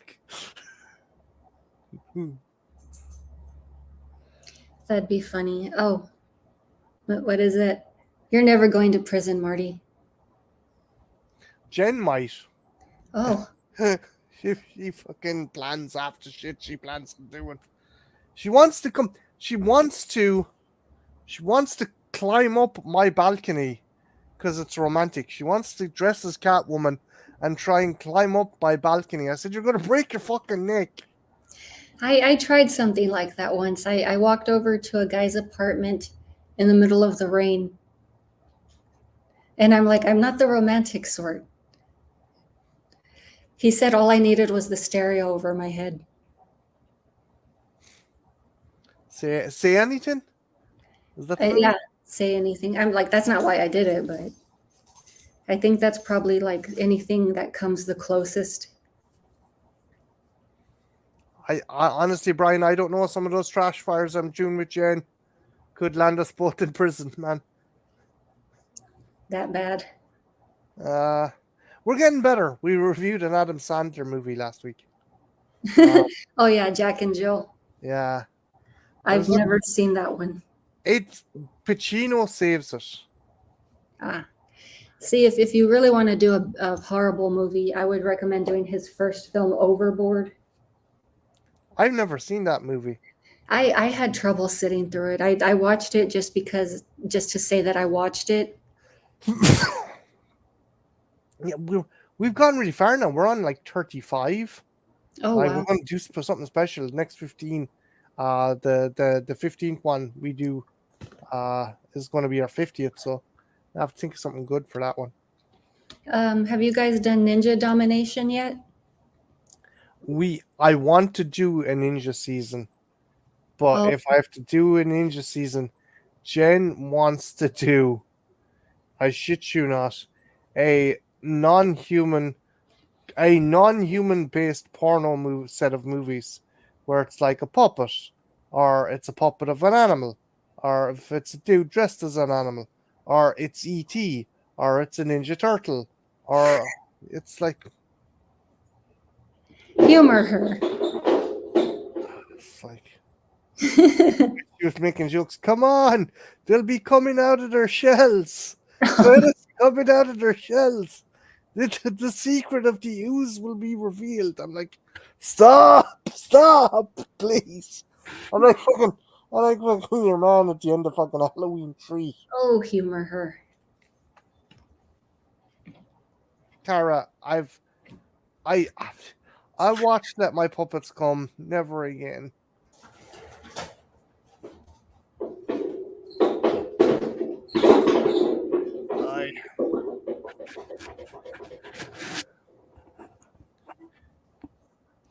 Come come here, Cara. I'm speaking of Jen. I am actually probably going to make some trails and give her I'll ring on my telephone phone. Thanks a million for having us on as a guest.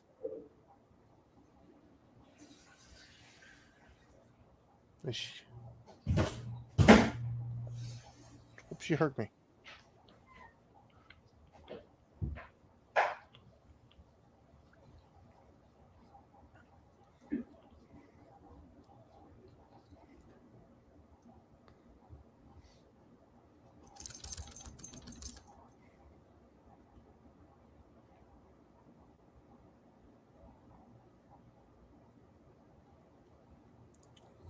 Cara?